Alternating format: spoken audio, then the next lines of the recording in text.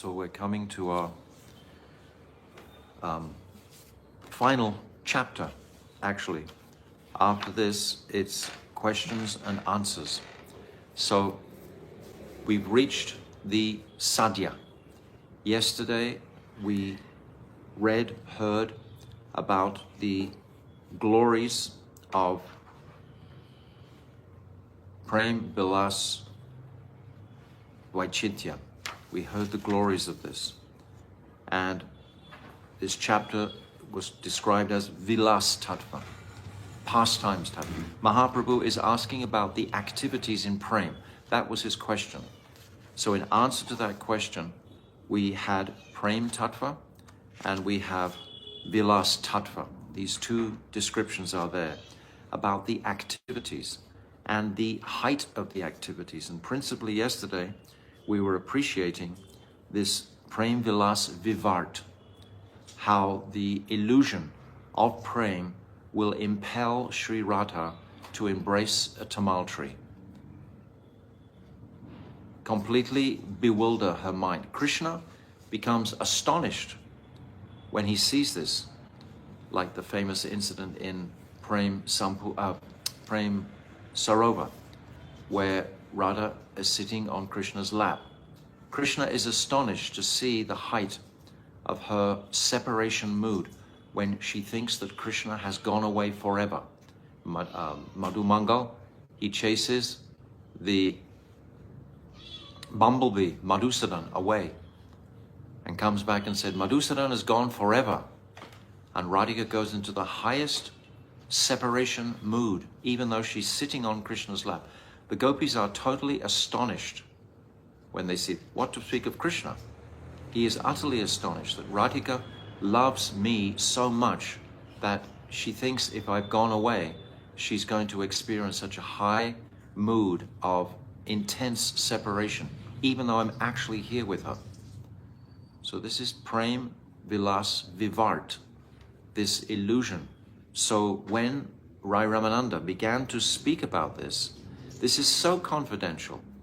This is not really to be brought out in the open marketplace.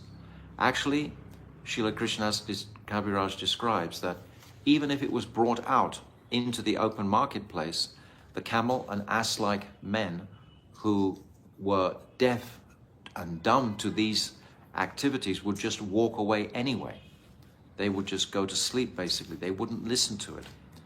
So, nevertheless, we hold it in the highest confidentiality. At the same time, we also are following in the moods of my Gurudev that if we don't broadcast these topics, then they will be lost forever. My Gurudev said this a number of times. Unless we actually speak about these topics, then they'll just be buried under an ocean of Atma Tattva, or different teachings separate from the Leelas. It's actually easier to speak on direct Tattva. It's more logical. It's actually more simple to present it, so to speak. But when you're presenting the very height of this Ras Prem, then it's because of its crooked nature. It's not so direct. So it's not easy to comprehend.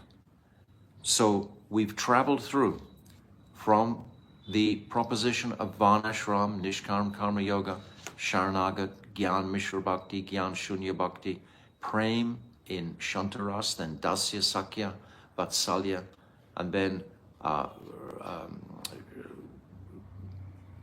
Kantaras, or Madhurya Ras is described. Then what is the Prem of Radhika? The Prem of Radhika was next described.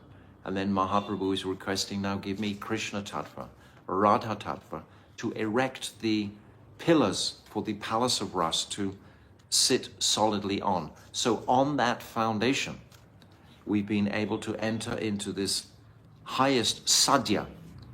This sadhya, we had Prem Tattva, which was the approach, so to speak. And then we had this Vilas Tattva, which is so esoteric, so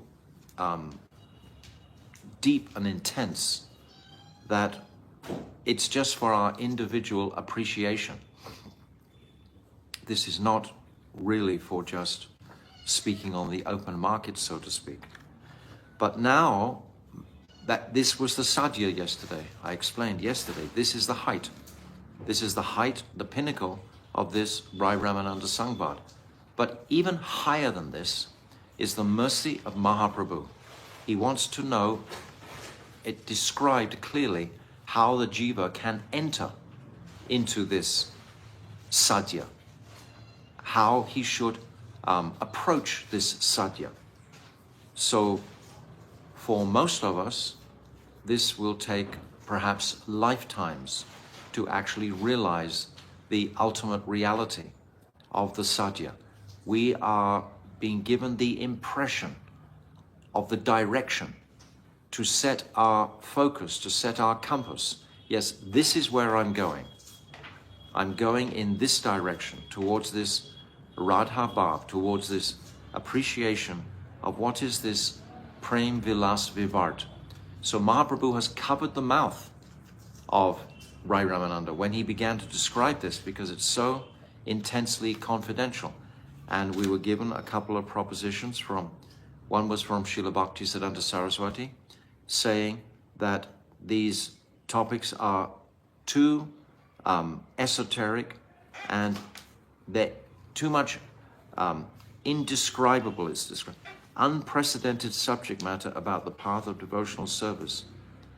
So to keep its confidentiality, Mahaprabhu is doing like this. But also, my Gurudev gives the primary reason that Mahaprabhu himself didn't want to hear this, these words put into the ether, so to speak.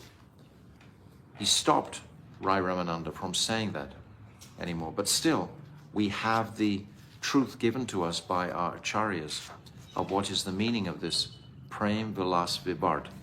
Now Mahaprabhu is requesting Rai Ramananda to give the Abhideya Tattva, how to practice this. So now we come to the final chapter, basically, under the guidance of the Sakhis. And we're going to go very deep into this appreciation that without the Sakhis' assistance, then nothing will transpire.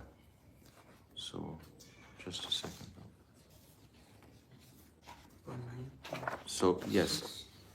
So we're going to, these verses, actually, I've explained already, the editors got behind with the verse numbers. So it's written in our Rai Ramananda Sangbad book as being 195, but actually it's 196 in the Chaitanya Charitamrita. All the verses are one behind because they left a verse out. So if you're following in the Chaitanya Charitamrita, it's verse 196 where we're going to begin. And what we'll do today, which I think is a better arrangement, is that we'll read each verse and then I'll speak the translation. So then we can break it down into more sequentially unfolding accessibility, we can say. Okay, so we'll start with 196 actually to 205. Those are the real verse numbers. So we can begin. This chapter is under the guidance of the Sakhis. This is what it's going to be all about. Okay. प्रभु कहे साध्य वस्तु अवधिये हाय तुम्हारा प्रसादे इहा जानिलु निश्चय. Sri Chaitanya Mahaprabhu confirmed these verses recited by Sri Ramananda Rai, saying, this is the limit of the goal of human life. We've just touched on that sadhya. This sadhya, we could spend a lot of time going over it again and again. It would be very ecstatic at some point. But I want to actually complete this particular book so that you know where all these topics are. So in your personal reading, your personal bhajan, you can refer to them and you know what's in the books. That's the purpose of my going through this, so that you become familiar with all the different chapters and the topics, etc. So This is the limit of the goal of human life. Only by your mercy have I come to understand it conclusively. Mahaprabhu is saying this. Okay. 197. साध्य वस्तु साधन बिना केह नहीं पाए कृपा करी कहा राय प्रभुरा उपाय पाबरा उपाय. The goal of life cannot be achieved unless one practices the process. Now, being merciful upon me, please explain that means by which the goal can be attained. Krishna is present in the atmosphere, but can you see him? No. We have to do a process to see him. And one analogy or example is given like in milk. Is there butter in milk? Yes, there's butter, but it needs to have a process to produce the butter.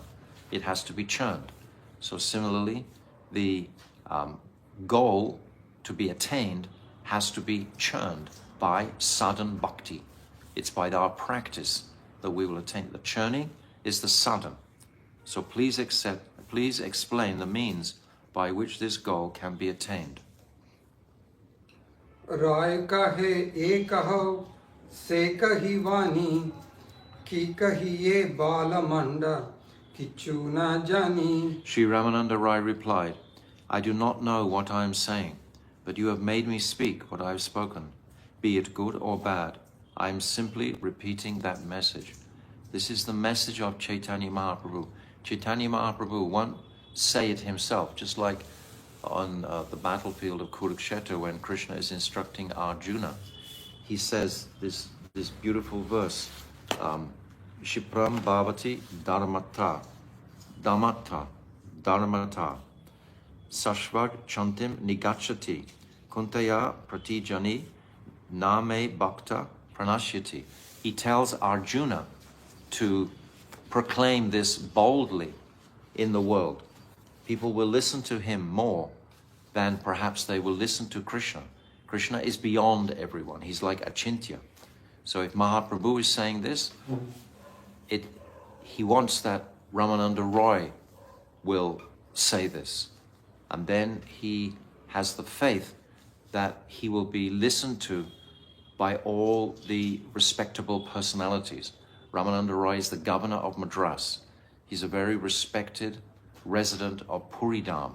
So if he declares it, then many people will actually listen and heed it. So this is the dynamic, this is what's happening here. That Mahaprabhu is injecting the inspiration for Ramananda Rai to say these things. But we should appreciate so deeply that it's coming from the mercy of Mahaprabhu. And our affection and attraction and love for Mahaprabhu should be increasing more with any type of realization we have from this Sangvad. It's his compassion that he's giving it to us. So be it good or bad, I'm simply repeating that message. त्रिभुवन मध्य ऐचे हया कौन धीरा ये तुम्हारा माया नाते हा इबेक स्थिरा. Within these three worlds, who is so undisturbed that he can remain steady as you manipulate your different energies? So Ramananda Roy is becoming completely ecstatic by vibrating this sound that Mahaprabhu is injecting him with to speak. मोरा मुखे वक्ता तुम्ही होय श्रोता अत्यंत रहस्य सुना सादरेन साधनेर कथा. Actually, you are speaking through my mouth, and at the same time, you are listening. This is very mysterious. Anyway, kindly hear the explanation of the process by which the goal can be attained. Now, in the Chaitanya Charitamrita, Bhaktivedanta Swami Prabhupada has a very beautiful purport, and I'd like to read that also to supplement our meditation and reverence for this topic. So, Srila Sanatana Goswami has advised us to hear about Krishna from a Vaishnava. He has explicitly forbidden us to hear from an Avaishnava. So we have to hear from Vaishnavas. Avaishnava Mukhar Girinam Putram Hari Katamritam Shravanam naiva karatiyam suprachistam yatha paya. Oh, my glasses, better reading. Thus, quoting from Padma Purana, Srila Sanatana Goswami warns that one should not hear anything about Krishna from an Avaishnava. However great a mundane scholar he may be, milk touched by the lips of a serpent has poisonous effects. Similarly, talks about Krishna given by an Avaishnava are also poisonous. However, because a Vaishnava is surrendered to the Supreme Personality of Godhead, his talks are spiritually potent. In Bhagavad Gita, the Supreme Lord says, Tesham satatam yuktanam bhajatam pratipurvakam tadami buddhi yogam tam yena mam upayanti te. To those who are constantly devoted to worshipping me with love, I give the understanding by which they can come to me. When a pure Vaishnava speaks, he speaks perfectly. How is this? His speech is managed by Krishna himself from within the heart. Sri Ramananda Rai accepts this benediction from Chaitanya Mahaprabhu. Therefore, he admits that whatever he was speaking was not derived from his own intelligence. This is his natural humility. However, everything was coming from Sri Chaitanya Mahaprabhu. According to Bhagavad Gita 15:15, Sarvasya kaham hridi sanivisto, mataha smritya jnanam apornam cha, vedes cha sarvai aham eva vedyo, vedanti krit veda vid eva kaham. I am seated in everyone's heart, and from me come remembrance, knowledge, and forgetfulness. By all the Vedas I am to be known. Indeed, I am the compiler of the Vedanta. I am the knower of the Vedas. Everything is coming from Krishna. So Bhaktivedanta Swami Prabhupada is confirming, is making this understanding more beautiful to appreciate that all of this is coming from Mahaprabhu's heart through the mouthpiece of Ramananda Rai. My intelligence emanates from the Supreme Personality of Godhead, the Super Soul within the heart of everyone. Non-devotees want to ask the Supreme Lord for sense gratification. Therefore, non-devotees come under the influence of Maya, the illusory energy. If a non-devotee, or someone who is not having his focus set on attaining the ultimate reality of Braja Prem, then there's going to be a twist on everything that he's actually presenting, and we're not going to be purified by that kata. It's going to be deficient. We have to seek the purity of the text, etc., and where it's coming from. A devotee, however, is directed by the Supreme Personality of Godhead and comes under the influence of Yogamaya. Consequently, there is a gulf of difference between statements made by a devotee and those made by a non-devotee. So this was Bhaktivedanta Swami Prabhupada's purport for this last verse we read about that this is very mysterious, Ramananda Rai is saying. Anyway, kindly hear the explanation of the process by which the goal can be attained. So now Ramananda Rai is going to go on with the answer to the question. Radha Krishnera Leela Yati Ghudatara Dasya Vatsalyadi Bhave Nahai Gochara. The pastimes of Radha and Krishna are very confidential. They cannot be understood through the mellows of servitude, fraternity, or parental affection. Dasya, Sakhya, or Vatsalya. Mother Yashoda doesn't know what Krishna is doing. She doesn't know the hearts of the gopis' love and praying for Krishna. She knows Vatsalya Bhav. Krishna is my son. She's melting in affection for Krishna as her son. But the conjugal Kanta Prem of the gopis is foreign to her completely. So how can she say this? Sabe ek saki ganer ihan adhikar saki haite hai e leela vistar. Actually, only the gopis have the right to appreciate these transcendental pastimes, and only from them can these pastimes be explained. Saki bina ye leela pushta nahi aaye Saki Leela Vistariya Saki Ashvadai. Without the gopis, these pastimes between Radha and Krishna cannot be nourished. Only by their cooperation are such pastimes broadcast. It is their business to taste the mellow. So I'm reading from Chaitanya Charitamrita. These are the translations of Srila Bhaktivedanta Swami Srila Prabhupada. So we should have no doubts when we have Bhaktivedanta Narayan Goswami Maharaj on one side and Bhaktivedanta Swami Prabhupada on the other side. Saki bina ye leelai anyera nahi gati.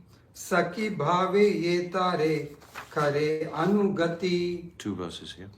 Radha Krishna Kunja Seva Sadhya Se Pai Se Sadhya Paite Ar Nahi Ka Upai. Without the help of the gopis, one cannot enter into these pastimes.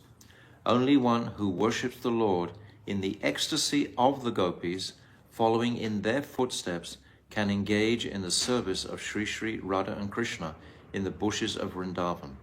Only then can one understand the conjugal love between Radha and Krishna. There is no other procedure for understanding. These are the words of Srila Krishna's Kaviraj, translated by Bhaktivedanta Swami Maharaj. So, in our reading, in our study, in our absorption, as was cautioned initially, we have to be very cautious about where we're taking our nectar from. And we have to be assured of the fidelity or truthfulness of the Vaishnava where we're receiving this. So I think no one has any doubts about Bhaktivedanta Swami Srila Prabhupada, or if they have doubts about Bhaktivedanta Narayan Goswami Maharaj, then they should pray to him to have those doubts purified. So now, again, I want to read these same translations that are given by my Gurudev, because we hear it twice from a slightly different perspective, and we'll gather more. The principle, as the chapter title indicates, that under the guidance of the Sakhis, this is the Abhideya, this is the process that Mahaprabhu is giving us to reach that sadhya that we explained yesterday. So this is where we're up to. So I'm going to read the translation of all those verses collectively together. Having heard Sri Ramananda Rai singing his own composition, Sriman Mahaprabhu said, "O Rai, that is sufficient. You have described the topmost limit of sadhya vastu, or the ultimate object of attainment." This is what Mahaprabhu had come for. By your mercy, here Mahaprabhu reveals his humility. I have understood the different gradations of this subject matter. However, without the appropriate sadhan, one cannot attain this rare sadhya. So now Mahaprabhu is explaining this for our benefit. He's actually heard the nectar that he came to receive. Understand the background. Mahaprabhu has this Sakhi Bhav in potential to taste Radha's mood. And he's come to the Godavari to bring this Sakhi mood out. Previously in Navadvip, this Sakhi Bhav wasn't manifesting. Mahaprabhu in Navadvip is more in Shamras, when he's tasting that Mahabhav in the Sankirtan Ras, in Srivas Angam. What is the height of his prem? It's the same as Krishna's prem in Vrindavan.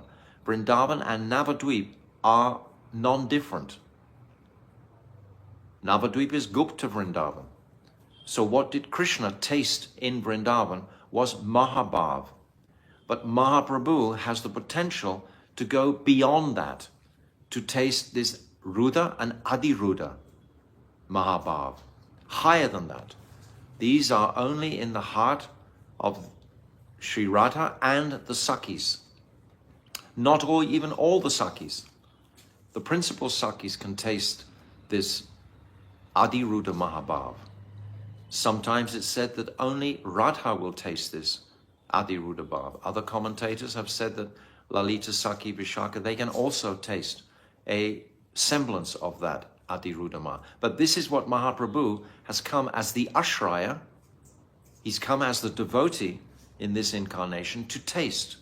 That's why he's come as the devotee, so he can be devoted to Krishna.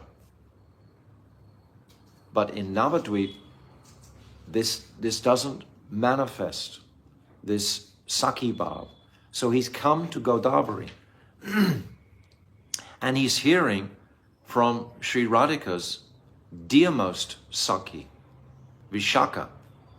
Vishaka is she's born on exactly the same moment as Sri Radha. They're practically like two bodies.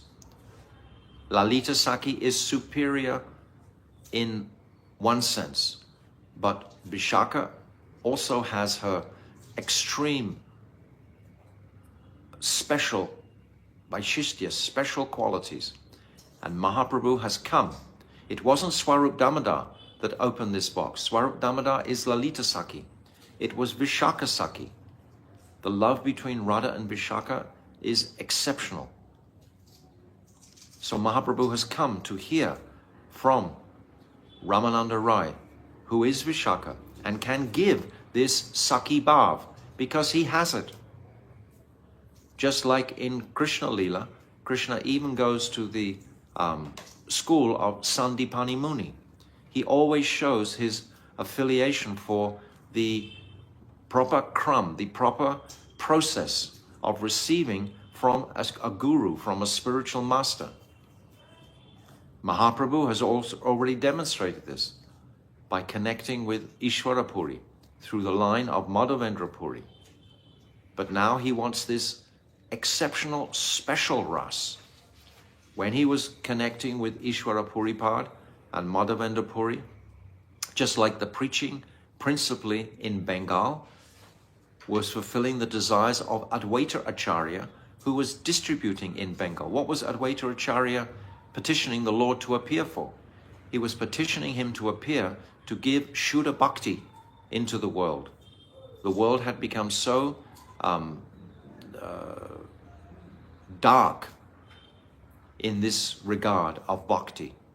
And Advaita Acharya called for an avatar to put the light of Shuddha Bhakti into the world. He didn't call to put Braj Prem into the world. That was something that Mahaprabhu himself benedicted this Kali Yuga with. Even Nityananda, we think of this beautiful verse that was described in the Rath Yatra festival, when Mahaprabhu was chanting this verse, Yat Komara Harasa Eva Hi Para Ta Eva Chaitra Shapas. He chanted this verse. Who understood it? Did Nityananda Prabhu understand that verse? Did Advaita Acharya understand that? No. Only practically Swarup Damodar understood that verse as Lalita Sakhi. And it's described one young man, one young boy even. This is Rupa Goswami. So he wrote a supporting verse of that, describing it completely. And then Mahaprabhu says, when he reads this, he questions Swarup Damodar. He says, how did he know my heart? Because Rupa Goswami is Manjari Bhav. This is the highest potential that Mahaprabhu wants to give. He hasn't actually come to give this Sakhi Bhav that he's talking about here. But first of all, he has to taste that Sakhi Bhav.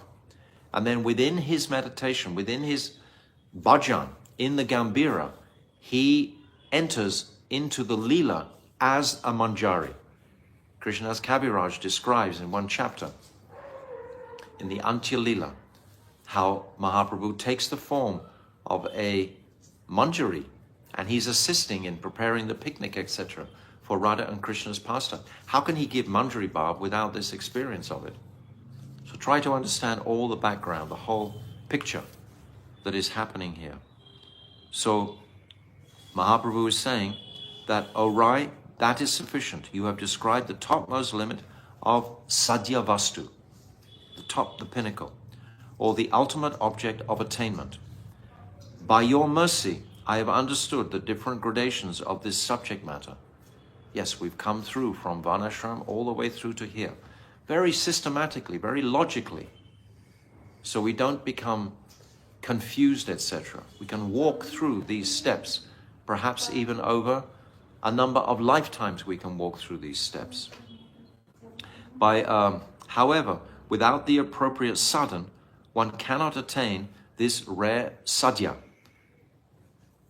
Now Mahaprabhu is saying this for our benefit. Therefore, please be kind enough to describe the method to achieve this goal. This is the kindness of Mahaprabhu at this point. Initially, he wanted to understand the sadhya so he could taste that prem himself. Now he wants to distribute that prem. And he's going to indicate that only through the Sakhis, through the anugatya of the Sakhis, even more than that, through the manjaris. Our line begins with Rupa Goswami. Mahaprabhu is giving this gift to Rupa Goswami to spread through the world. Mahaprabhu wasn't directly giving Manjari Bhav to anyone other than Rupa and Sanatan and the 6 Goswamis, but principally just Rupa and Sanatan.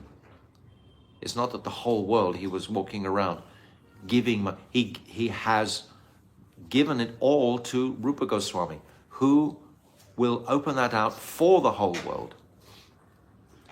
This is the gift of Mahaprabhu, to give this Swabhakti Shriyam through Rupa Goswami. He himself is like Radha, Sakhi, and he himself is going to taste these extraordinary Ashtasattvika bhavs that Radhika experiences in her Vipralamba, in her separation mood. So we need to catch the whole picture here. Hearing this, Ramananda Roy said in great meekness, I am only speaking those instructions which you desire me to speak. Among my statements, I cannot discern what is good or bad. Who within the 3 worlds is so forbearing that he is not shaken upon seeing the drama enacted by your illusory potency? A beautiful expression, shaken by the material energy. You are the one who speaks from within my mouth, and you have also become the audience. Please now hear the discussion of this most confidential sadhan.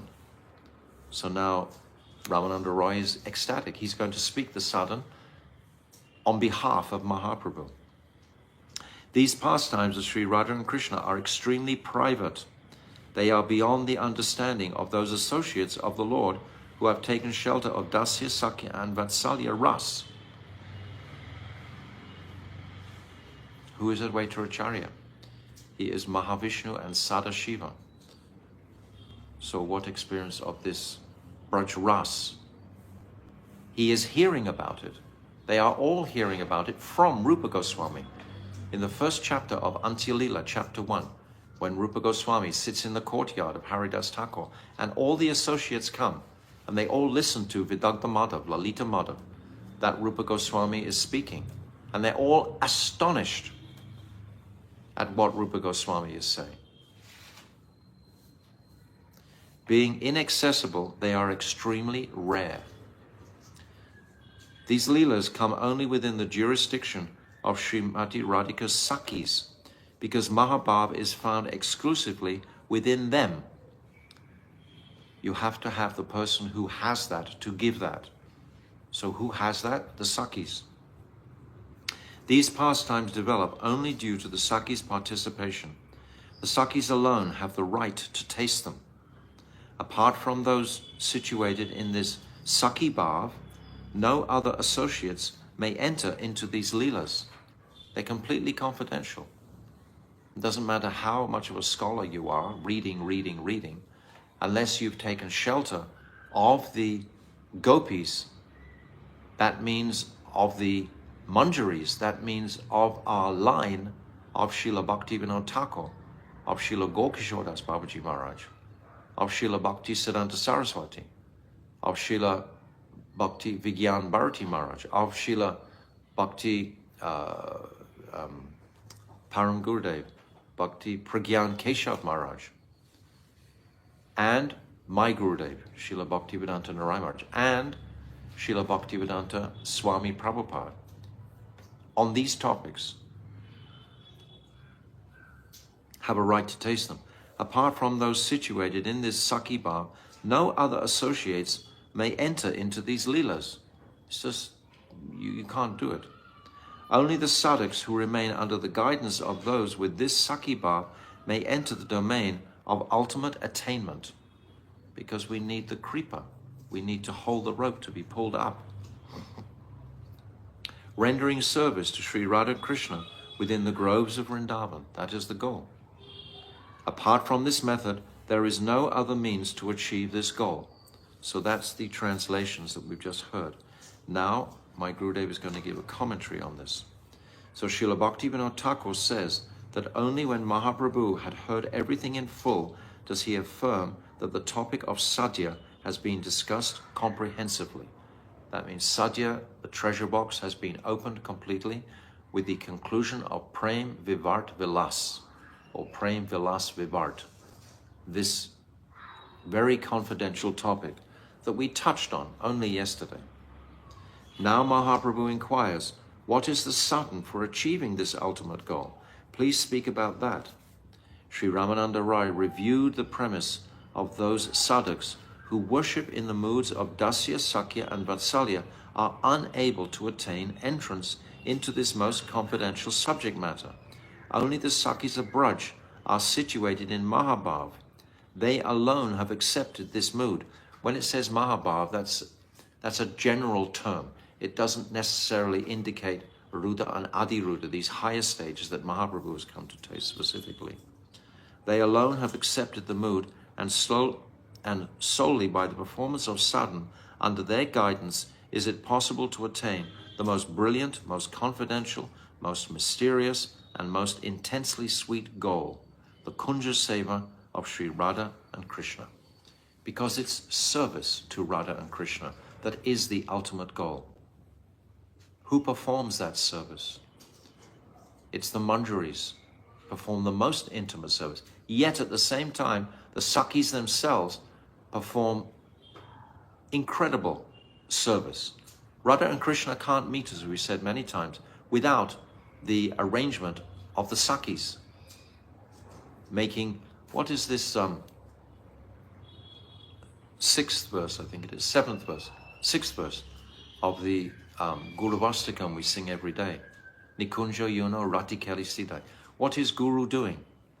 Guru here is referring to that Manjari Guru in our line. What is he doing? He's at every moment trying to arrange for Radha and Krishna's meeting. He's engrossed in that seva. This is Sadguru. This is pure Guru. No one except the Sakhis can enter this lila. This infers that Lalita, Vishaka and other Sakhis, such as Sri Rupa Manjari, are eternal associates. We're talking about an eternal reality. So these personalities who will invite us in there, they must be from that eternal realm of Sri Radha and Krishna's Kunja Seva. It is thus essential to perform sadhana under their guidance. Anugatya. What's the problem, really? I mean, why should we be hesitant to perform seva under their guidance? It's the most sublime service that we can. We don't have to speculate. We don't have to conjecture anything separate from how Lalita Sakhi is indicated. We hear in Jaivadama, in the very first chapter, when Premdas Babaji goes into his Nishanta Lila meditation, and Vaishnava Das is sitting there at his side, and he tells him to silence the monkey Kakati, because Lalita Sakhi will be disturbed. Lalita Sakhi. And then who is under Lalita Sakhi? It's Ananga Manjari. He's saying the line directly. And then he says, you are Raman Manjari. You follow Ananga Manjari and Lalita Sakhi in that gun, in that line.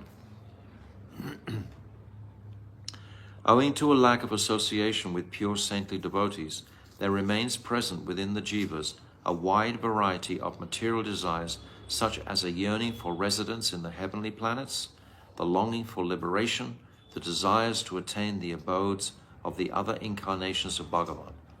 So these are considered anartas, although previously, historically, these were the goals that even Vedavyas put forward, this karma kand and gyan kand path, dharma, artha, karma, moksha.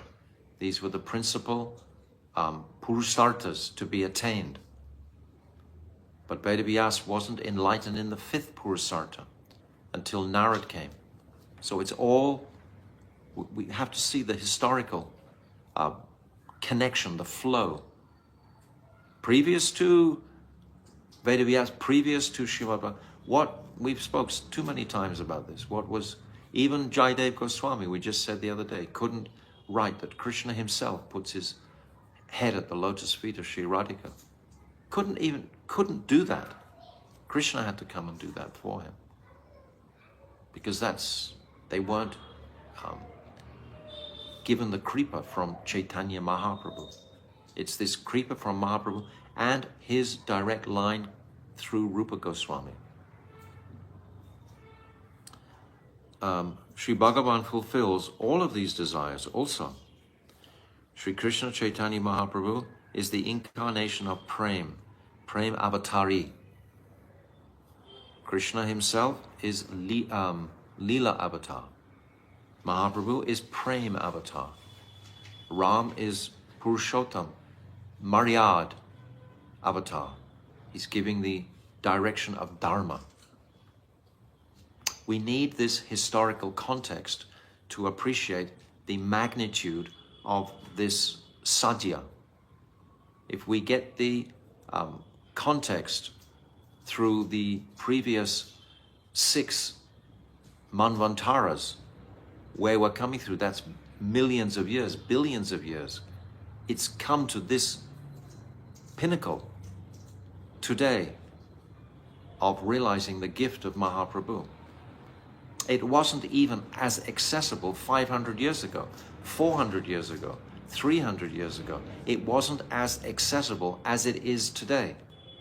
Today I'm speaking on these different mediums to perhaps 200 or 300, 400 people about the most confidential topic in existence.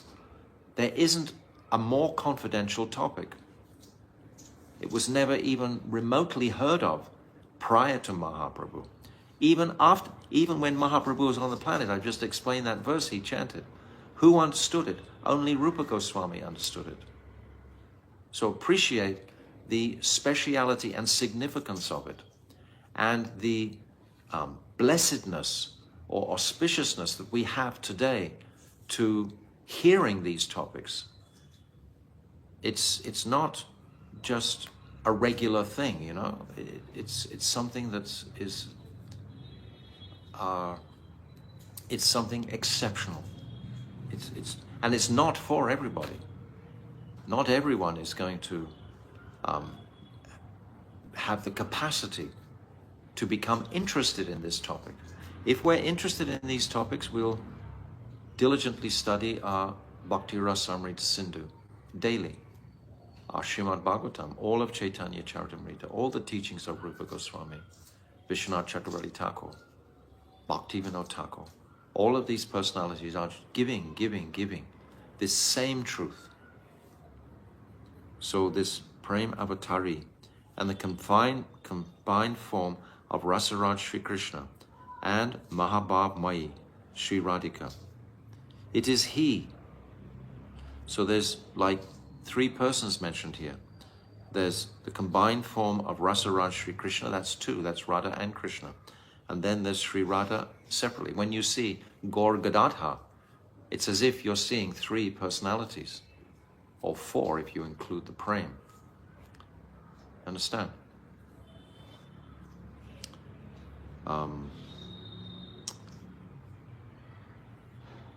It is he, Mahaprabhu, who distributed the glories of pure Prem of Braj. It's Mahaprabhu. And who tasted Unnata Ujjvala Prem. We don't taste Unnata Ujjvala Prem, we serve Unnata Ujjvala Prem. He didn't come to give Unnata Ujjvala Prem. Sometimes I hear devotees say that. It's a mistake to say that. He came to give this Svabhakti Shriyam service to that Unnata Ujjvala Prem, that topmost Prem. That's not for the jivas. That's for those eternal associates, or those that actually the divine couple themselves exclusively. Especially the Madanakya Bhav of Sri Radha. So now it's making it clear. And it was he who, in order to bestow mercy upon the pure sadhaks, asked this topmost question. Mahaprabhu is giving this freely in this conversation. It was he, in order to bestow mercy upon the pure sadhaks, asked this topmost question, and also spoke these confidential and secretive truths from the mouth of Ramananda Rai. Only by the mercy of Sriman Mahaprabhu, and only by staying under the guidance of his devotees, can one understand the difference between loving sentiments for the Lord in awe and reverence, Aishwarya Prem, and sentiments for Sri Krishna predominated by feelings of sweetness and intimacy, Madhurya Prem. Madhurya gave his life to accentuate the distinction between Dwarka and Vrindavan and Mathura. Again and again and again, the Prem in Braj is totally, Krishna is dependent on the Brijvasis. He's completely dependent on them for his sustenance, for his love. He's drinking their affection for him. But in Dwarka, they are all dependent on him. It's such a contrast. We have to deeply, deeply, deeply appreciate this to enter into meditation on Braj Leela. It's something so distinct, categorically distinct. It's another world completely, another Prakosht. Where do we get up to? This Mahabharata. Wait a minute. Last one. Oh yes. So this Mahabhav is not found within the sentiments of Dasya, Sakhya, and Vatsalya, even if it's in Vrindavan. We're talking about Mahabhav here. We're talking about the highest sadhya. And actually, the Madhurya Ras or Sringara Ras present in Vaikuntha, Ayodhya, Dwarka, and Mathura is called Swakya. Anyway, that Ras there is Swakya. It's a marital relationship. It's very, very different. When the hero and heroine are married and is mixed with sentiments of awe and reverence, Aishwarya, Sri Krishna cannot be controlled completely by these moods. It's described the queens, they attain the stage, the blissful stage of Anurag. That's the height. We have Prem, Sneha, Man, Pranaya, Anurag. And then after Anurag is Bhav, Mahabhav, Ruda, Adiruda. So the gopis completely go higher. The fact that Sri Lakshmi Dev herself is performing austerities in Bailvan, a forest within Brajmandal, in order to achieve the transcendental amorous love of the gopis proves this. Obviously her love wasn't sufficient. So Lakshmi Devi is wanting to come into the Braja pastimes. Lakshmi Devi represents all of Aishwarya, the wife of Lord Narayan, not wife, consort. The Sakhis of Sri Radha are the exclusive proprietors and presiding goddesses of this highest aspect of Bhav found in the Kunja Seva. Therefore, remaining under their guidance is the topmost sadhan for achieving service to Sri Krishna, Sri Radha and Krishna, under the guidance of the Sakhis. Okay. 8205. Vibhurapi Sukharupa Swaprakasho Vibhavaha Kshanamapi Nahi Radha Krishnayot Yarite Swa Pravahati Rasapushtim Chit Vibhutir Iveshaha Shrayati Napadam Asam Ka Sakinam Rasagnya. This is from the Govinda Lilamrita 10:17. So we're continuing with the same thread. Sri Radha and Krishna's bhavs are self-manifest. Self-manifest. Coming from them alone. Unlimited and composed of complete ecstasy. Even so, not even one iota of ras can be experienced without the Sakhis, even though, this is a remarkable statement, even though they're self-manifesting, they can't manifest without the assistance of the Sakhis. They're self-manifesting, but they must have the Sakhis to manifest, just like with Mahaprabhu himself. He has this Radha Bhav in potential, but it doesn't manifest until he comes in contact with a Sakhi. Then that Sakhi Bhav of Radha will manifest prominently in his heart. Understand? I think I'm speaking very simply. I don't think it's anything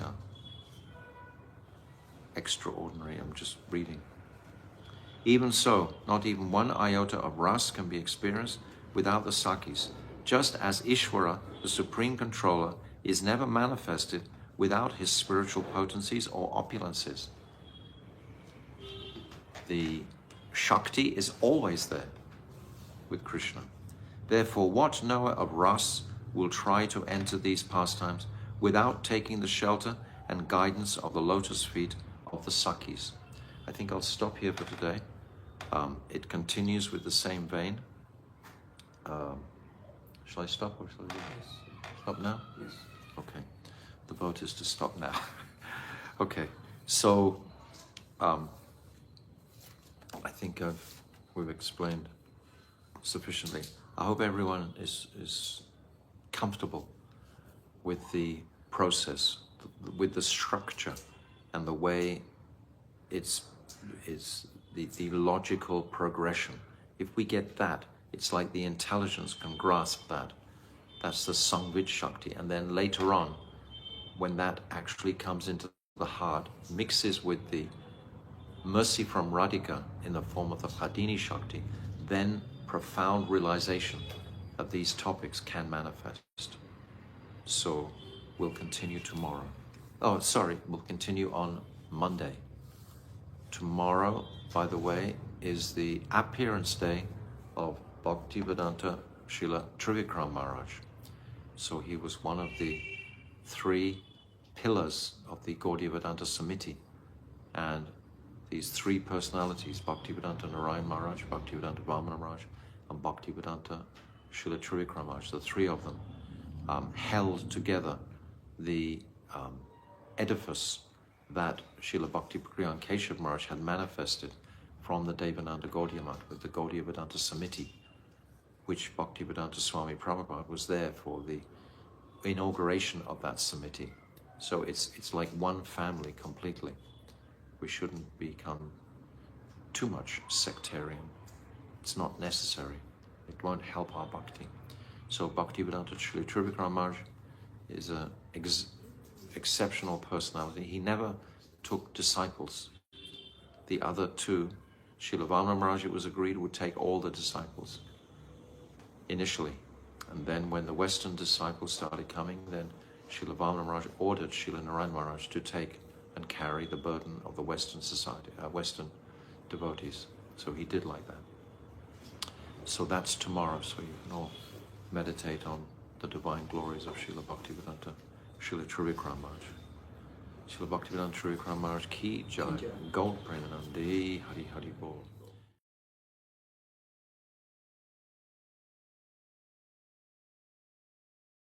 So we're coming to page 186. So as we've described a number of times, Mahaprabhu's mercy is overflowing in this remarkable Sangvad, between this conversation between Ramananda Rai and Mahaprabhu is waking up his Sakhi Bhav. He's waking this up for us, for our sake. So he's coming from the very beginning, Varnashram, then Nishkaram Karma Yoga, Sharanagat, Gyan Mishra Bhakti, Gyan Shunya Bhakti, walking through these steps, Prema Bhakti in Shantaras, then Dasya, Sakya, Vatsalya, then Madhurya or Kanta Prem, And then Radha's prem for Krishna. That's when it's going to really open up deeply. Then after that, Mahaprabhu is requesting Krishna Tattva, then Radha Tattva, erecting the pillars for Prem Tattva, which will be discussed after that. And then this Vilas Tattva, where the sadhya is held. What is the sweetest essence of Radha and Krishna's relationship? And it's describing how Srimati Radhika becomes so bewildered, this vivart. She becomes in illusion. She thinks that the tamaltree is Krishna. She runs for him to embrace that tamaltree. She sees a peacock feather and she faints. Krishna is astonished when he sees her love for him.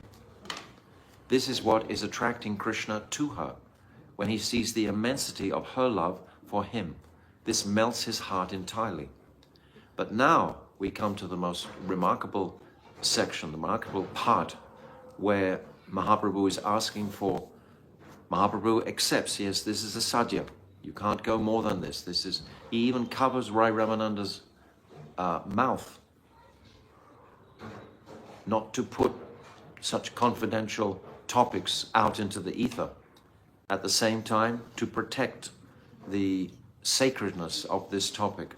But now he's asking, now what is the sadhya for the sadhak? Now he's coming, he's tasted this for himself. He wants that Sakhi Bhav to manifest. Simultaneously, just like we have the verse, Prem Ras Niryase Korite Ashwada. Mahaprabhu has come to taste his own prem. That's the first reason why he's come here. And the second reason, Rag Mag Bhakti Loke Karite Prajan.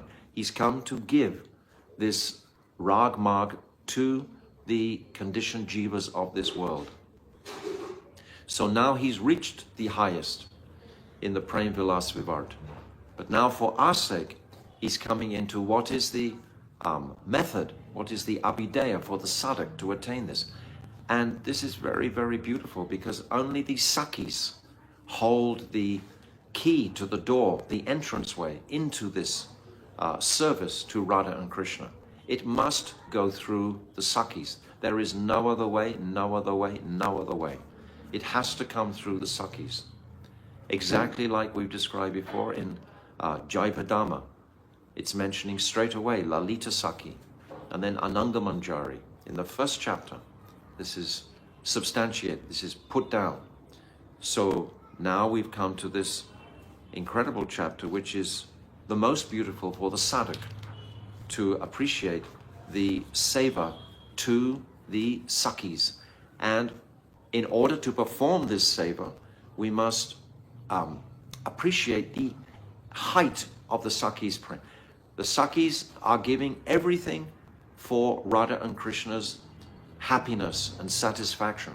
They want nothing for themselves. This is the highest conception of prem, love. Nothing for themselves whatsoever. So this is what we're discussing, the under guidance of the Sakhis. So we've come to page 186, and yesterday, or on Saturday, we spoke this beautiful Govinda Lilamrita verse, and I'll read the translation again, and then we'll get into this more deeply. So Sri Radha Krishna's bhavs are self-manifest, unlimited, and composed of complete ecstasy. The bhavs between Radha and Krishna, that Unnata Ujjala Prem, is unlimited, self-manifest. Even so, not even one iota of ras can be experienced without the Sakhis. Just as Ishvara, the supreme controller, is never manifested without his spiritual potencies or opulences. It must be there. Therefore, what knower of ras will try to enter these pastimes without taking the shelter and guidance of the lotus feet of the Sakhis? This is the heart of our sadhana, to take the lotus feet of the Sakhi. Under Lalita Sakhi, Vishaka Sakhi are the manjaris. And the manjaris are those who are carrying this jewel into the world. All this mood of the manjaris is our line.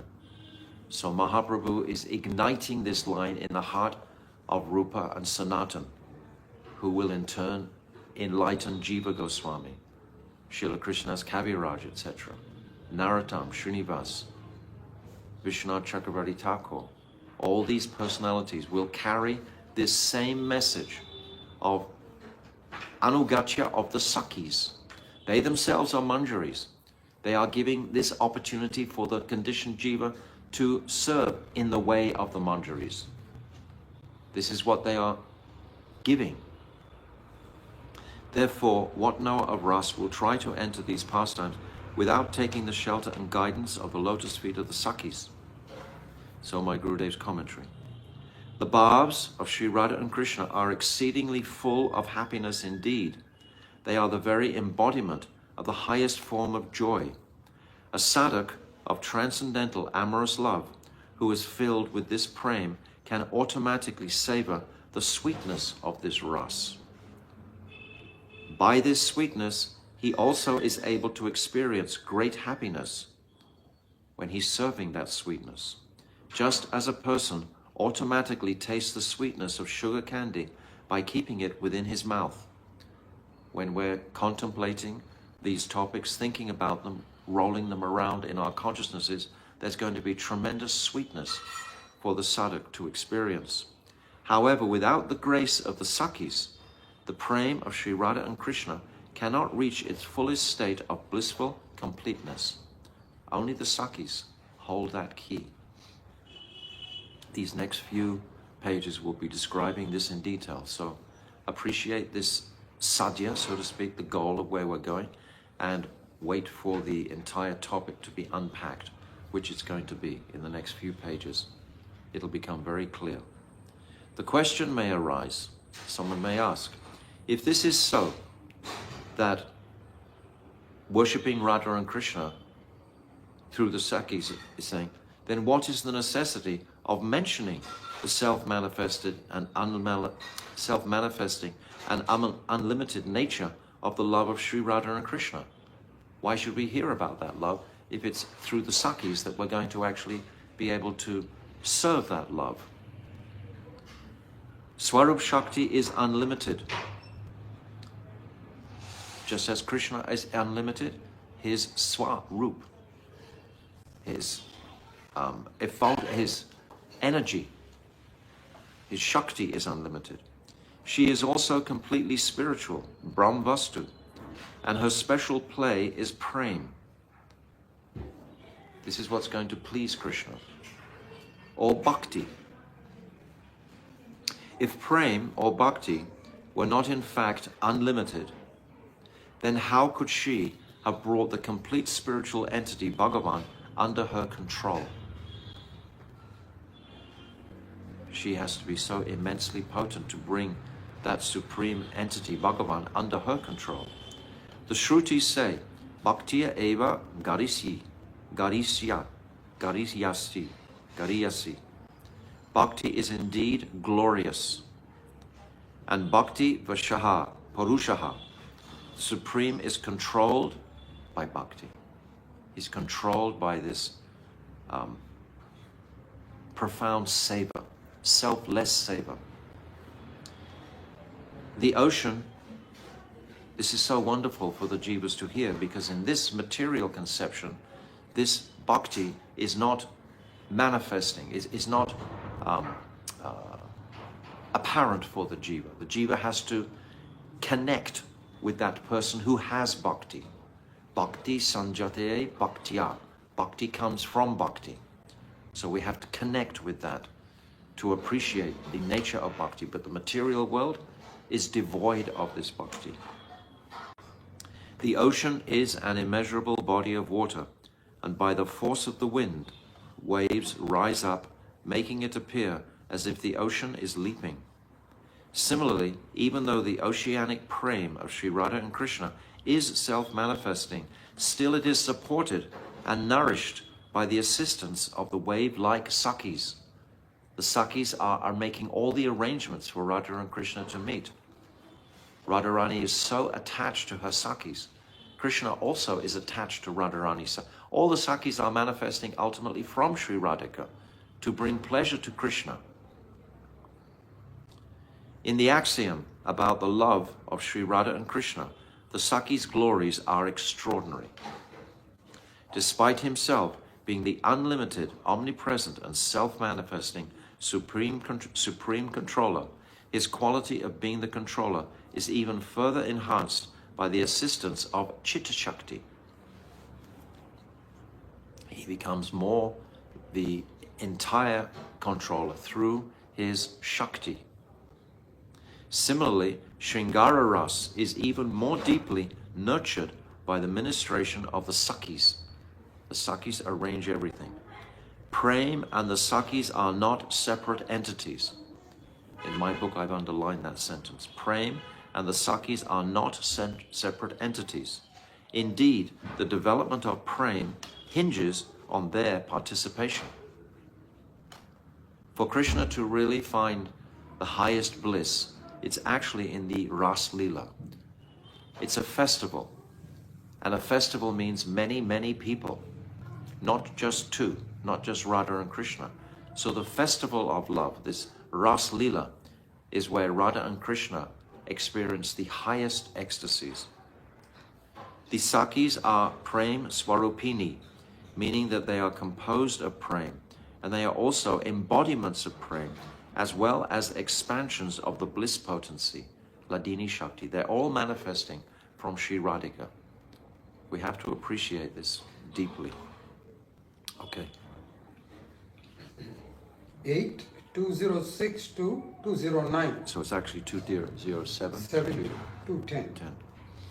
Sakira Swabhaveka Akatya Katana Krishna Saha Nija Leela Nahi Sakiraman Krishna Saha Radhikara Leela Ye Karai Nija Sukha Haite Tate Koti Sukha Pai Radhara Swarupa Krishna Prema Kalpalata Sakhi Gana Hai Tar Pallava Pushpa Pata Krishna Leela Amrita Yadi Latake Sinchaya Nija Sukha Haite Pallavadyera Koti Sukha Hai. The nature of the Sakhis is unparalleled and indescribable. Never does the thought of finding their own happiness in an intimate meeting with Krishna even appear in their minds. The happiness they experience by arranging the solitary meetings of Sri Radha and Krishna, they accept as being millions of times greater than what they would experience by being with Krishna directly. Sri Radha is likened to the truly personified form of the wish-fulfilling vine of Prem for Sri Krishna, and the various Sakhis are the leaves, twigs, and flowers that take shelter of this desire-fulfilling creeper. By sprinkling the creeper with the nectar of Sri Krishna's pastimes, the sprouts, flowers, and leaves become happier than if someone sprinkles them directly. So we might think, from reading many other Shastras, how the gopis are, like Chandrabali, for example, trying to hijack Krishna. Are they thinking of their own happiness more than the happiness of Radha and Krishna? Actually not. Radhika is inspiring that love in the heart of Chandrabali, ultimately for Krishna. It's coming from her. Chandrabali is Radhika's Kaya Vyuha. Radhika is inspiring the heart of Krishna to consort with Chandrabali. For Leela, how can Srimati Radhika go into this state of Kandita, this heroine, this angry heroine? Or Kala Hantarika, how can she become so angry as to put Krishna out of the Kunj, unless Chandrabali has been there to capture Krishna? How can that manifest? How can Man manifest without such personalities as Chandrabali? And if there are other gopis, they're also inspired by Sri Radhika. And Radhika will inspire the heart of Krishna to be a... This is what we're going to hear. So this question may come while we're hearing this. But it's all being inspired by Radhika. Srila Bhaktivinoda Thakur confirms that Sri Radha is the transcendental, wish-fulfilling vine of Krishna Prem. And all the various Sakhis are its leaves, buds, and flowers. When this vine in the form of Sri Radha is watered, then the flowers and buds who have taken shelter of the vine are automatically nurtured. In the same way, the gopis do not directly enjoy the happiness of meeting with Sri Krishna, rather by arranging Sri Radha's meeting with Sri Krishna, they become joyful. The Sakhis themselves take great pleasure when Radha and Krishna are uniting together. They are the power source, we can say, and from them all the Sakhis are manifesting. But for us to take this seva to Radha and Krishna, it must be through the Sakhis' mercy. Okay, Bill. 8 to 11. Sakya Shri Radhikaya Vraja Kumuda Vidor Hiladini Nama Shakte Saramsha Prema Valya Kishalaya Dala Pushpadi Tulya Swatulyaha Shiktaya Krishna Leelamrita Rasa Nishchaye Ullasantyam Amushyam Jatollasam Swasakya Chatagunam Adhikam Shanti Yattanna Chitram. Govinda Lilamrita 10:16. The Sakhis of Braj are similar to Sri Radha. They are the essential parts of Braj Kumuda Chandra, Chandra's Hladini, or pleasure potency known as Radhika, who is the personification of his internal energy. She is the wish-fulfilling creeper of prem, and the other gopis are like the vines, buds, leaves, and flowers. The beauty of that vine are in the flowers and buds. When the nectar of Krishna's pastimes is showered on the supremely blissful Sri Radhika, all the gopis experience the pleasure 100 times more than if they were showered themselves. So all the gopis, principally, they are constituted of the Shakti manifesting from Sri Radhika. So they all want to bring pleasure to Krishna. So by serving the divine couple and uniting them, this will bring them the greatest pleasure.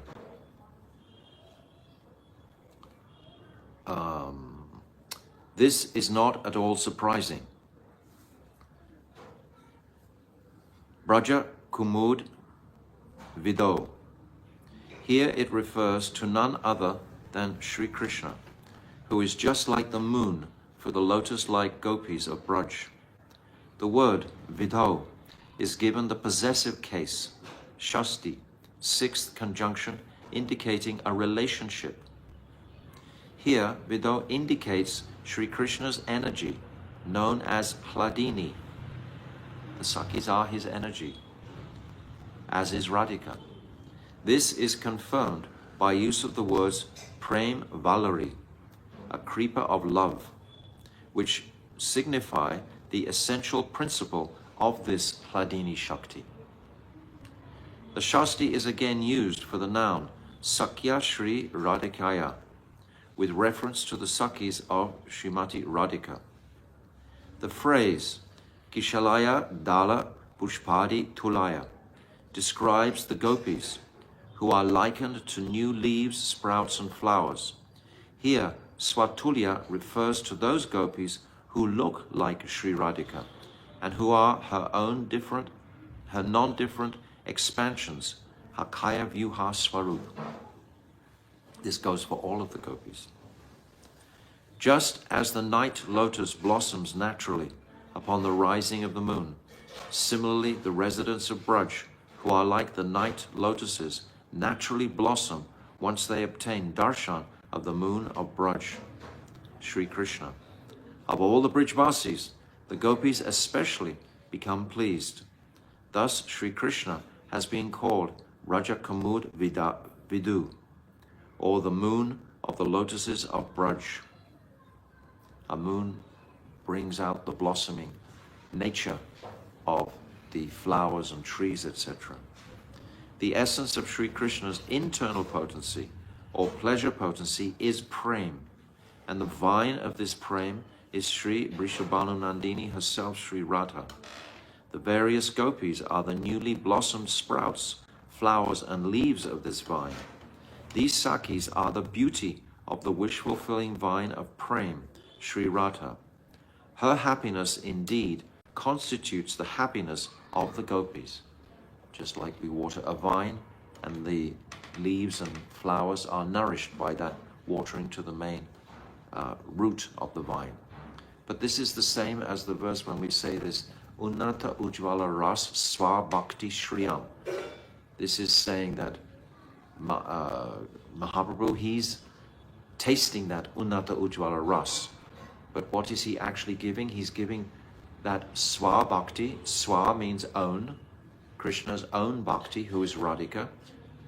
Swa Bhakti, Shriyam, the beauty of her Bhakti. So the beauty of the vine is in the flowers and ultimately the manjaris. That is the beauty of Sri Radhika.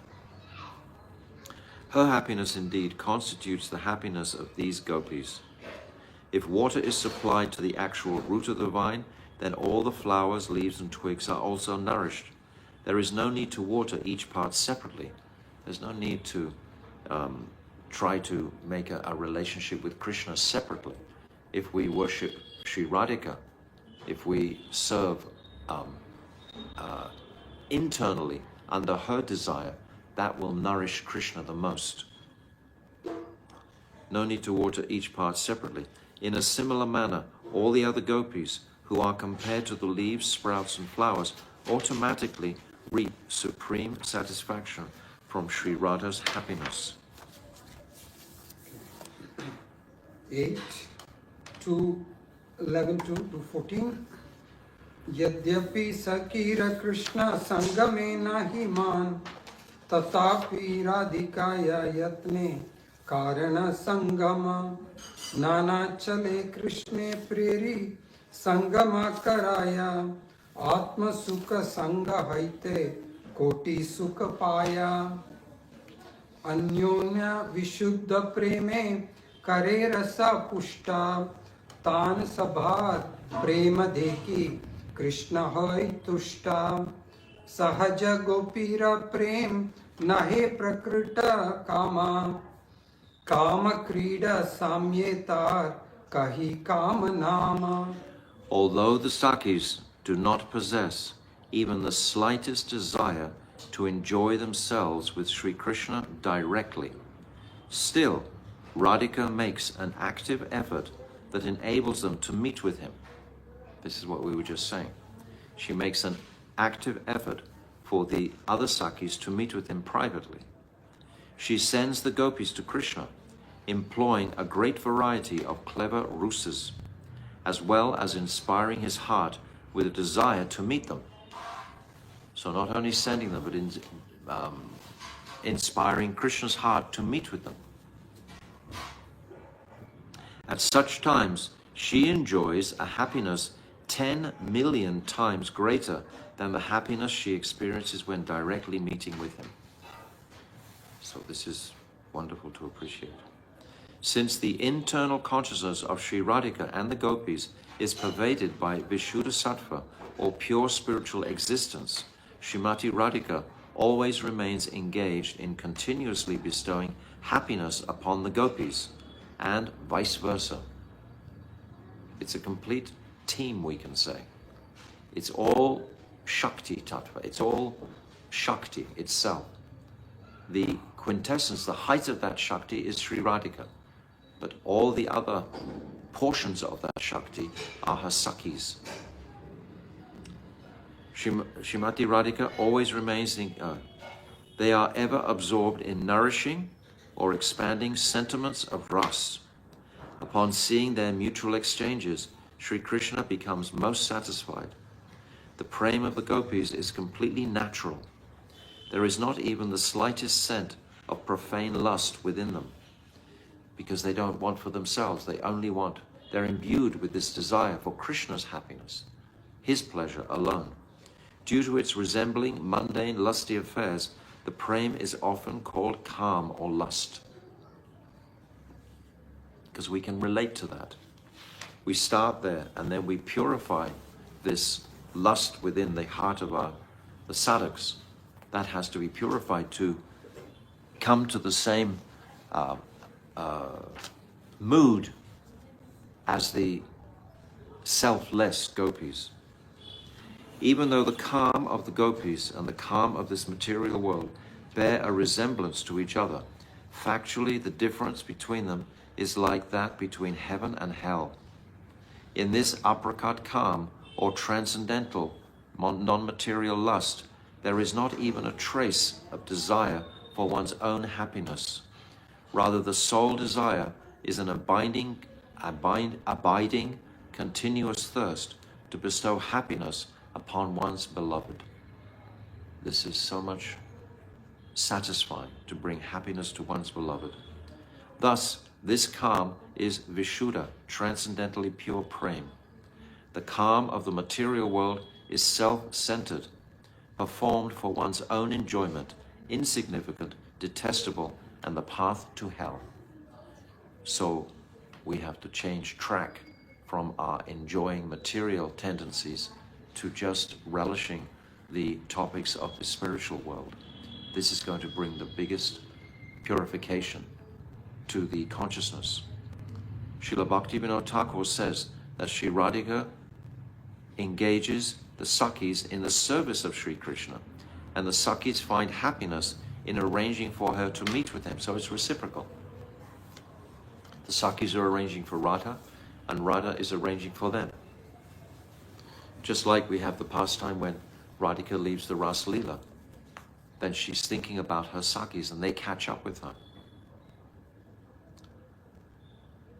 People devoid of ras or intelligence say that Sri Radha and the gopis desire to meet with Sri Krishna. Is this a form of material lust in which they are seeking their own enjoyment or not? Srila Bhaktivinoda Thakur says, no, it is not. Factually, intimately meeting with Sri Krishna or arranging for Sri Krishna to meet with others is performed only out of love for him. Seeing Sri Krishna's pleasure, the gopis also feel happiness, and they think that their lives have become successful, being engaged in his service.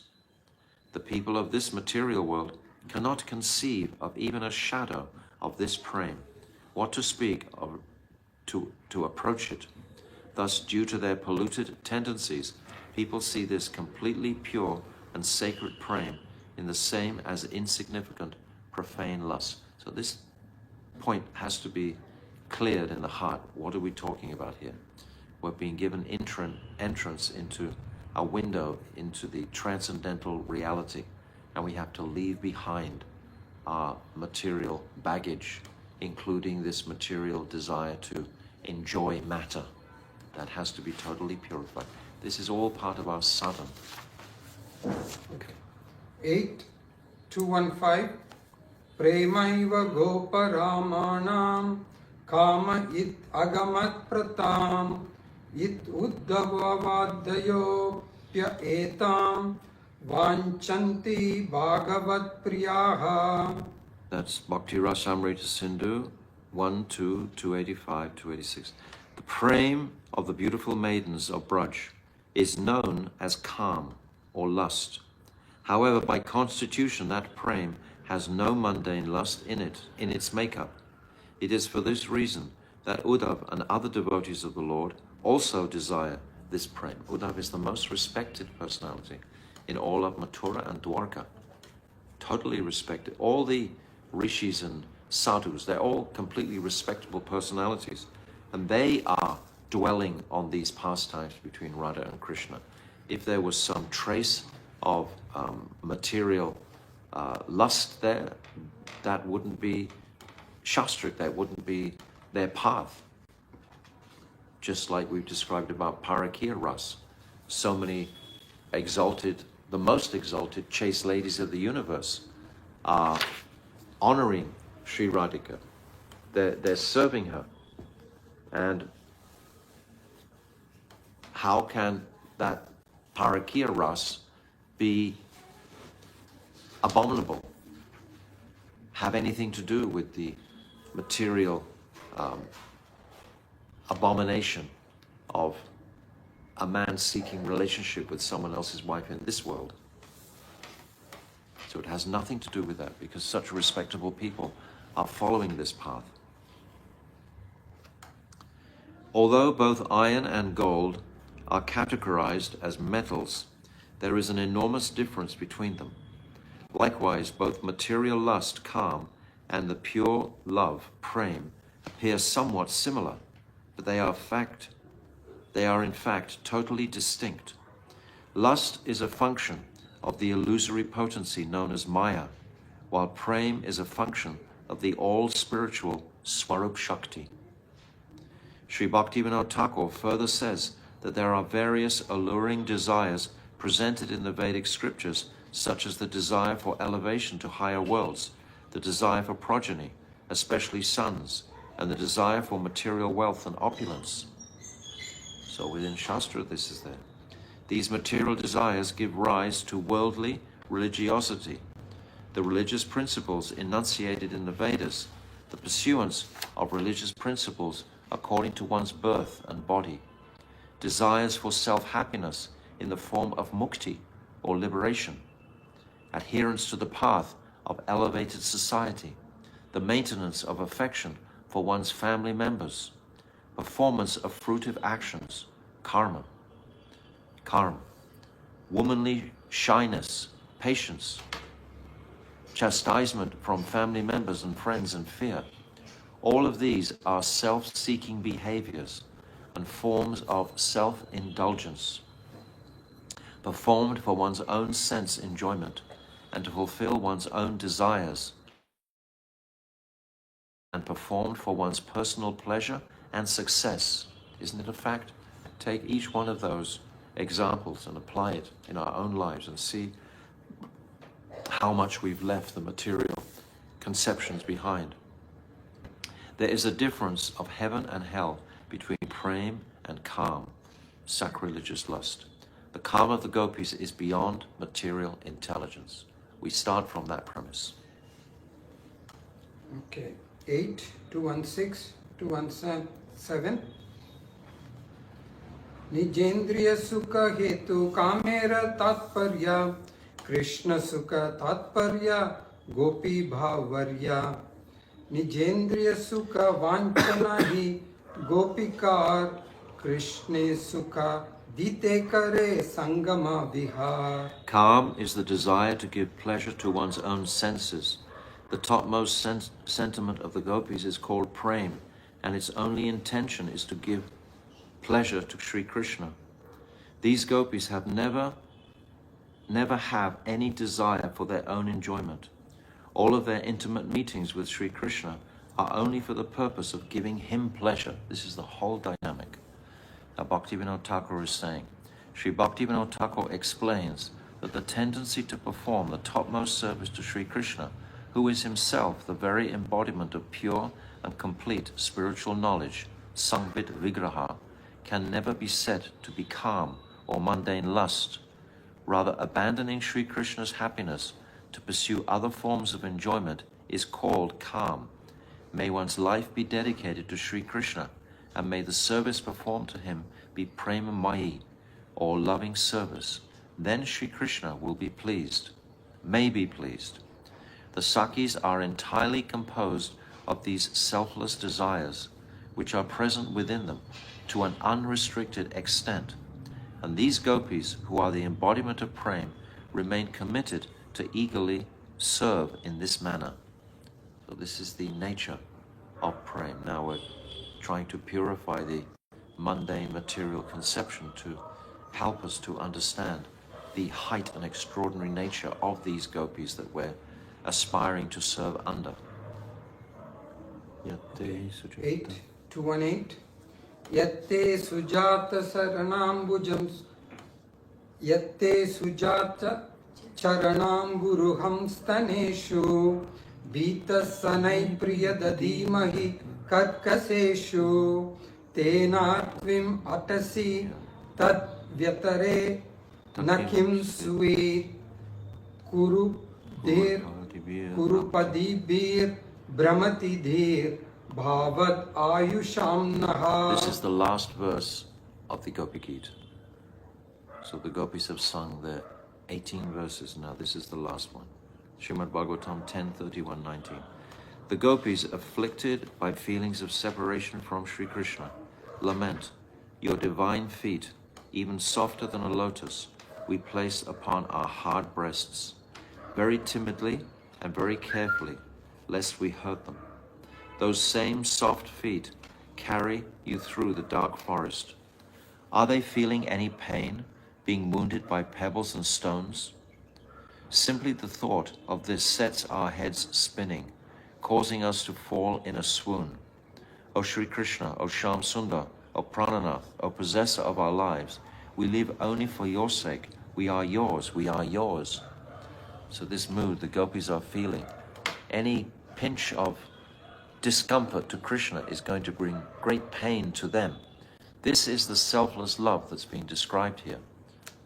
This is our objective, to desire this selfless love. By Guru's mercy, by Krishna's mercy, by in the anugatya of those who possess this selfless love, who are the gopis. Srila Jiva Goswami Pad explains that after this the gopis began crying very loudly. They then became senseless and fell upon the ground. In this way, simply by the mere thought of the slightest pain to their beloved, the gopis fell unconscious, whereupon Sri Krishna appeared amongst them. Thus seeing their Pran Ballabh, their dearmost beloved, Sri Shyam Sundara, whose beauty defeats that of millions upon millions of cupids, the Braj Gopis again took possession of their life heirs, which returned to their bodies. Altogether they stood up, and with loving glances from their blossoming eyes, they looked towards him in a mood of great happiness.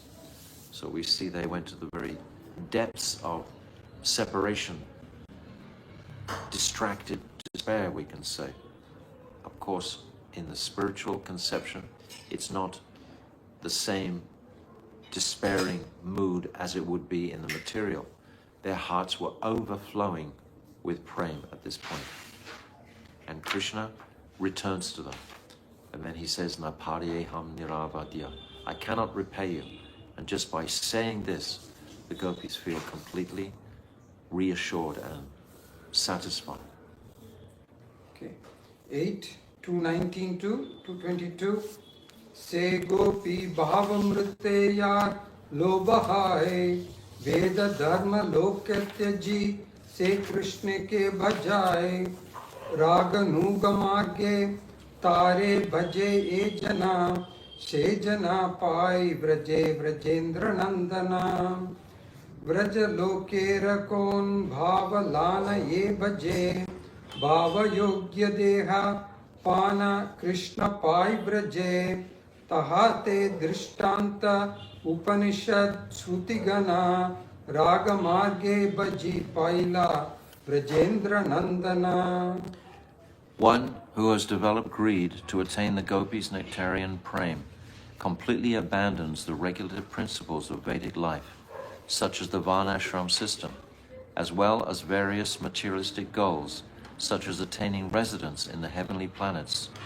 Rather, the devotee completely surrenders unto Sri Krishna and performs exclusive bhajan to him. Those devotees who are inclined towards the path of Raganuga Bhakti, or spontaneous devotional service, adopt the sentiment of anugatya, or remaining under guidance of superiors. They perform service to Sri Krishna, and in the holy abode of Sri Vrindavan, they attain Sri Brajendranandan Sri Krishna. Whoever accepts one of the moods of the various eternal associates of Braj Mandal and performs bhajan following their moods of service to Sri Krishna, after receiving an appropriate spiritual body, Siddhadeha, achieves the service of Sri Krishna in Braj. The Upanishads and the Shrutis serve as testimony to those who achieved the service of Sri Brajendranandan by doing bhajan in the mood of Rag Marg. Commentary of Bhaktivinoda Thakur. Srila Bhaktivinoda Thakur says that the 64 limbs of bhakti are especially pertinent in Vaidhi Bhakti.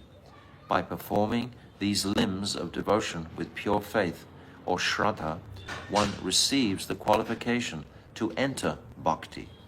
Sometimes, however, after appreciating the loving service combined with the natural anurag of deep attraction that the residents of Braj feel towards Sri Krishna, a greed may awaken in their hearts for some extremely fortunate of some extremely fortunate persons to also achieve the same loving service towards Sri Krishna that the residents of Braj have, and they will become fully dedicated to attaining that desire. Rupa Goswami is there. Tishtem Braje Tanuragi Janugami. He's saying like this in the 8th verse of Upadeshamrita. This is the path of Raganuga Bhakti. Greed to attain the nectarian moods of the Brajagopis bestows the qualification to enter the path of Raganuga Bhakti. After entering the path of spontaneous devotion, Ragmarg, and then performing this bhajan, attachment for the path of Vedic principles, such as following the Varnashram, is automatically and easily dispelled. Within the realm of Braj are Sri Krishna's servants, Raktak and Patrak, his friends Sridham and Subal, and his parents Nanda and Yashoda. They naturally serve him according to their particular moods. Although one may have great enthusiasm to perform this Brajaras Bhajan, devotional service in the mellow of Braj, still one will have a special greed for a particular ras. And it is in accordance with that particular greed that one will receive a completely spiritual body that is also compatible to one's mood. In this way, at the time of attaining perfection, one achieves Sri Krishna. The Upanishads and the Shrutis give evidence of this. The Shrutis have expounded that one cannot attain the qualification to perform bhajan of Brajendranandan, Sri Krishna in Braj, without being under the guidance of the Brajagopis. In this consideration, the Shrutis too accepted the supervision of the Brajagopis, and by following the path of Rag Bhakti in their spiritual form, Brajendranandan, Sri Krishna. So the Shrutis themselves are following in the Anugatya of the Brajadevis. Sri Bhaktivinoda Thakur says that one should take shelter of the lotus feet of the Brajarasik Vaishnavas, who are expert in tasting the ras of Braj. Accepting both initiation, diksha, and instructions, shiksha, from such personalities, one should reside in Vrindavan under their guidance and perform bhajan according to the principles of Raganuga Bhakti. Additionally, in one's bhajan, one should follow the guidance of a specific, eternally perfected associate of Sri Krishna. Thus, one should perform Manasi Seva, service performed in the mind, more precisely by serving internally with one's eternally perfect spiritual body, Siddhadeya.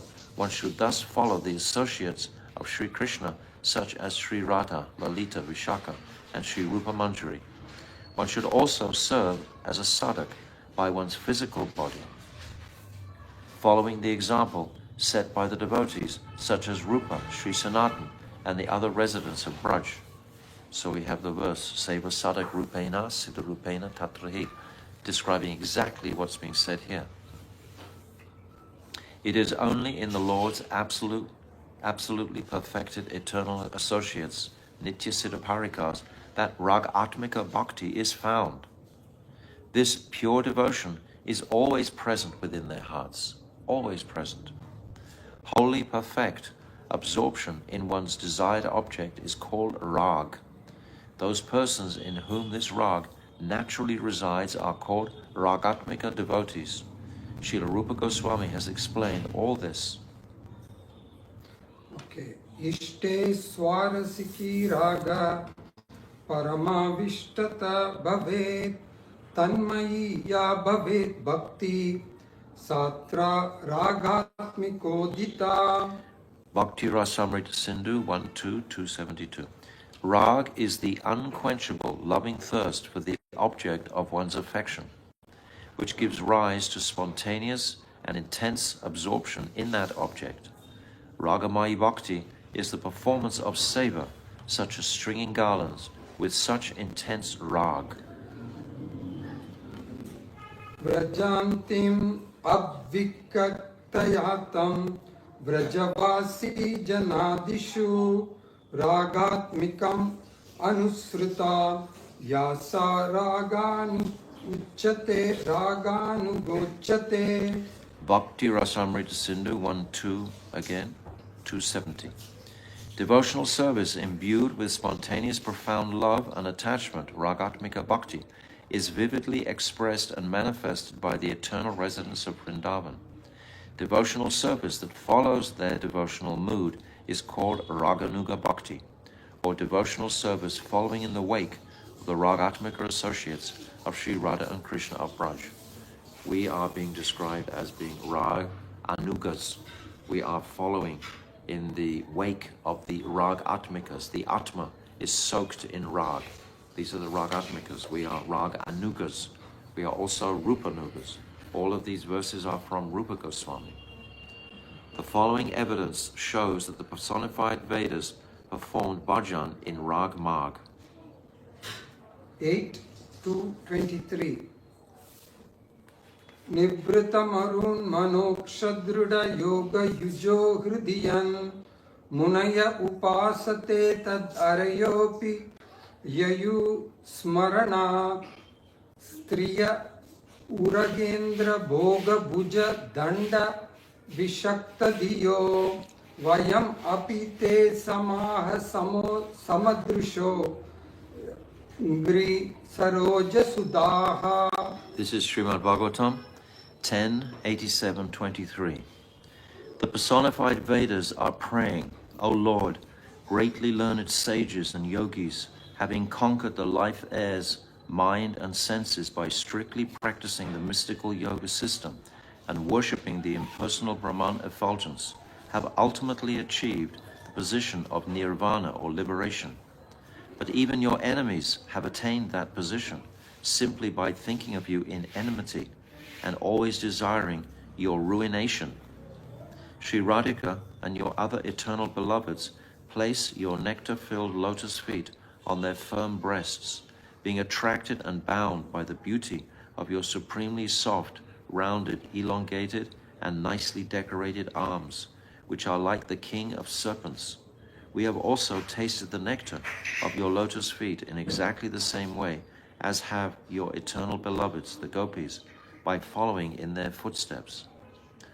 So this is, I think, is spoken by the queens, the Mahishis of Dwarka. They're wanting to actually follow because they've heard about the gopis praying. So these topics are very beautiful. They are confidential. If we can just patiently hear these topics, just simply give oral reception to these topics, that is enough to begin with. And by themselves, these topics will begin to manifest in our consciousnesses to the degree that our consciousnesses become purified. To that degree, we will comprehend these topics more and more. So it depends on our effort. This relationship with Sri Radha and Krishna and Guru, it's like the two fingers binding Krishna. They were too short, this Chesta and Kripa. So simply by hearing these topics, making an effort to just be patiently hearing, then these topics gradually will start to take root in the heart. So tomorrow we'll continue with my Gurudev's commentary on this verse on page 197. Jai Rai Ramanand Sambhag Ki Jai Gaur Premanande Hari Hari Bol.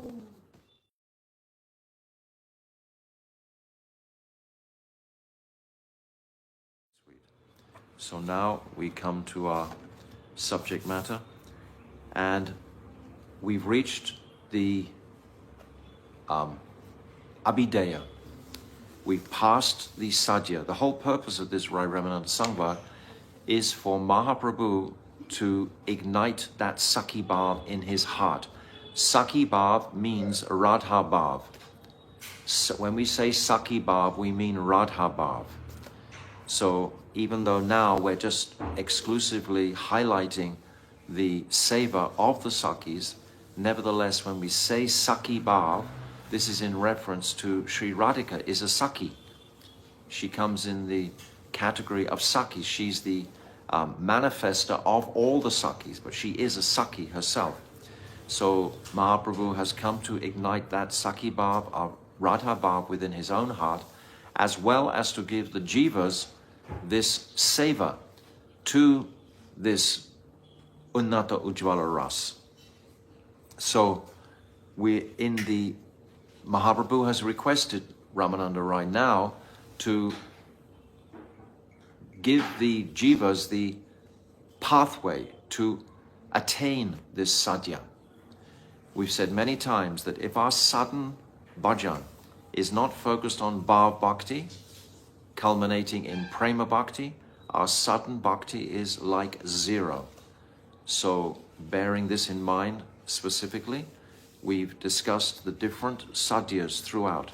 Varnashram, Nishkaram Karma Yoga, Sharanagati, Gyan Mishra Bhakti, Gyan Shuni Bhakti, Prem, Dasya Sakya Vatsalya, and Radha Kanta, or Madhurya Prem. And then Radha's love for Krishna, which is the principal desire of Sri Radhika. So this is divided actually into like 3 portions. Mahaprabhu is requesting and finally, what is Prem Tattva and what is Prem Vilas, Vivart. This was the sadhya. So now we're coming down and we're describing, actually for the jivas it's going up because this is the goal, this is the pathway. This is to attain the mercy of the Sakhis, the gopis of Braj. So this is what we're highlighting here. And we're glorifying, Ramananda Rai is glorifying, Chaitanya Mahaprabhu is glorifying through the mouthpiece of Ramananda Rai, the glories of the Sakhis. So we'd reached page 197, and we'd already spoken this verse from Srimad Bhagavatam. But I'll read this translation again. We can hear this again on page 197. The personified Vedas are praying, O Lord, greatly learned sages and yogis have conquered the life airs, mind and senses by strictly practicing the mystic yoga system and worshipping the impersonal Brahman effulgence, but have ultimately achieved the position of nirvana or liberation. But even your enemies have attained that position simply by thinking of you in enmity and always desiring your ruination, like Kamsa, etc. Sri Radhika and your other eternal beloveds place your nectar-filled lotus feet on their firm breasts, being attracted and bound by the beauty of your supremely soft, rounded, elongated, and nicely decorated arms, which are like the king of serpents. We have also tasted the nectar of your lotus feet in exactly the same way as have your eternal beloveds, the gopis, by following in their footsteps. So this is glorification of the gopis. The gopis are glorifying here. So now we come to my Gurudev's commentary on this verse. In this verse, the word arayaha,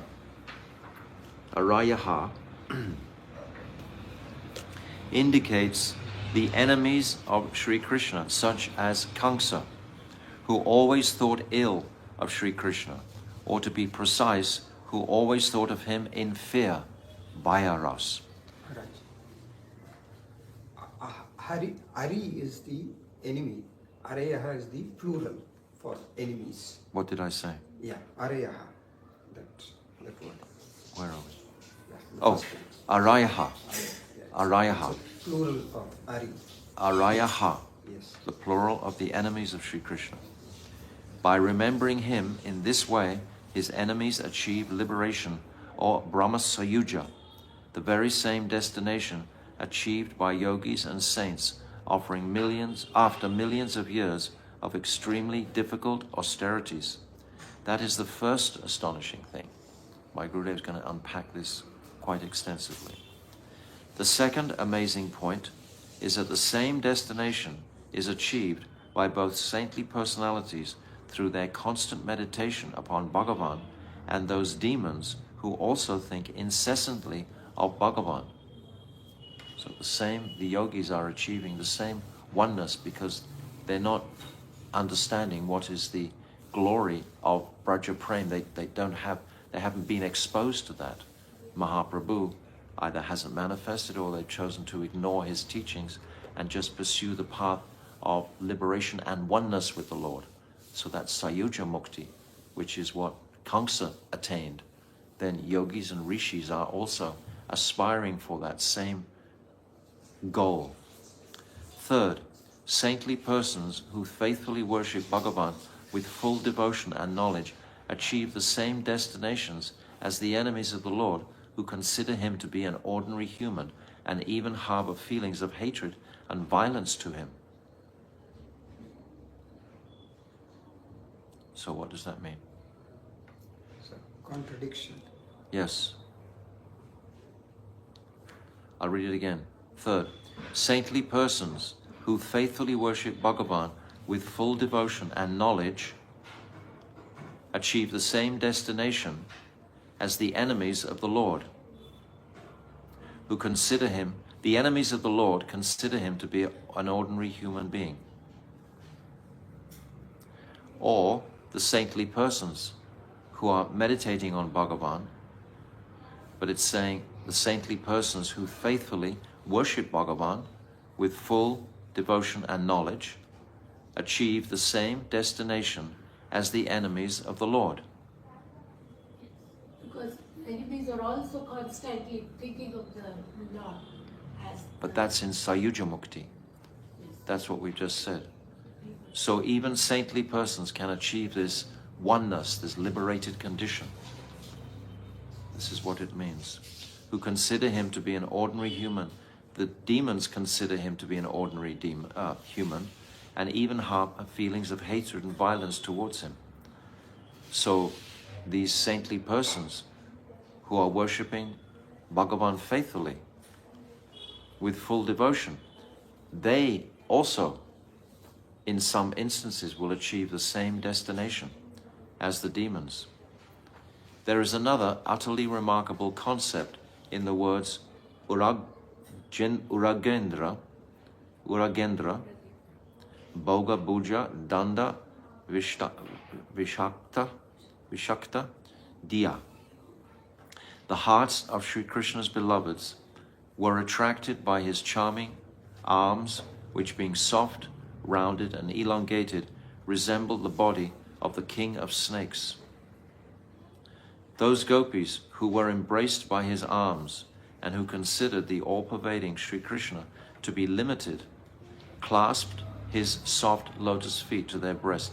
The gopis are considering Sri Krishna to be limited because they're seeing him as an ordinary boy, an ordinary cowherd boy, as they are considering themselves as ordinary cowherd girls. Therefore, it's saying here, the all-pervading Sri Krishna to be limited. They never consider Krishna the Supreme Personality of Godhead. Otherwise, they couldn't perform these very intimate pastimes. If they knew he was the Supreme Personality of Godhead, they couldn't engage in the same frivolous, sometimes beautiful ways that they do with him. In this context, Samar refers to following the gopis, and by so doing, the personified Vedas achieve the bodies of gopis and receive the nectar of Sri Krishna's lotus feet. Here is one more point that merits deeper thought. The eternally perfected gopis considered Sri Krishna as their upapati, or unwedded lover, and they also regarded his form to be localized or limited. That's what we've just described here. In the previous chapter, saying they describe the all-pervading Krishna as being limited. So it's saying here that the gopis, as their unwedded lover, regarded him to be localized or limited as a cowherd boy.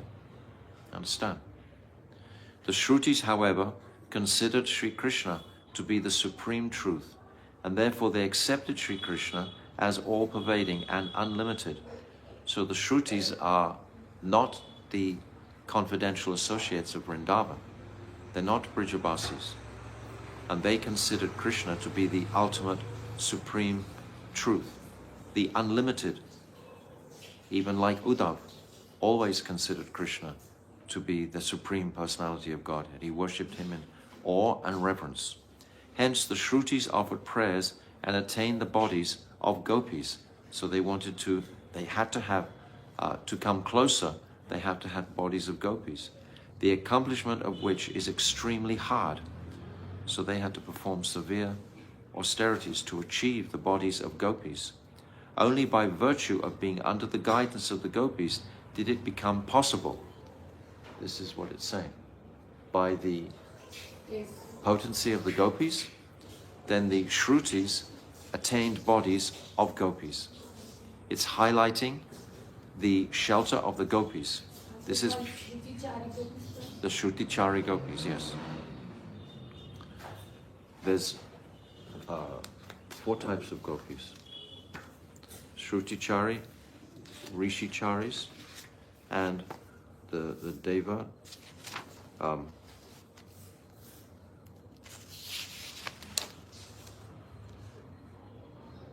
Devakanya and the Gopakanya. These 4 types of gopis. Only by virtue of being under the guidance of the gopis did it become possible. It is also worth bearing in mind that the gopis are Sri Krishna's eternal beloveds.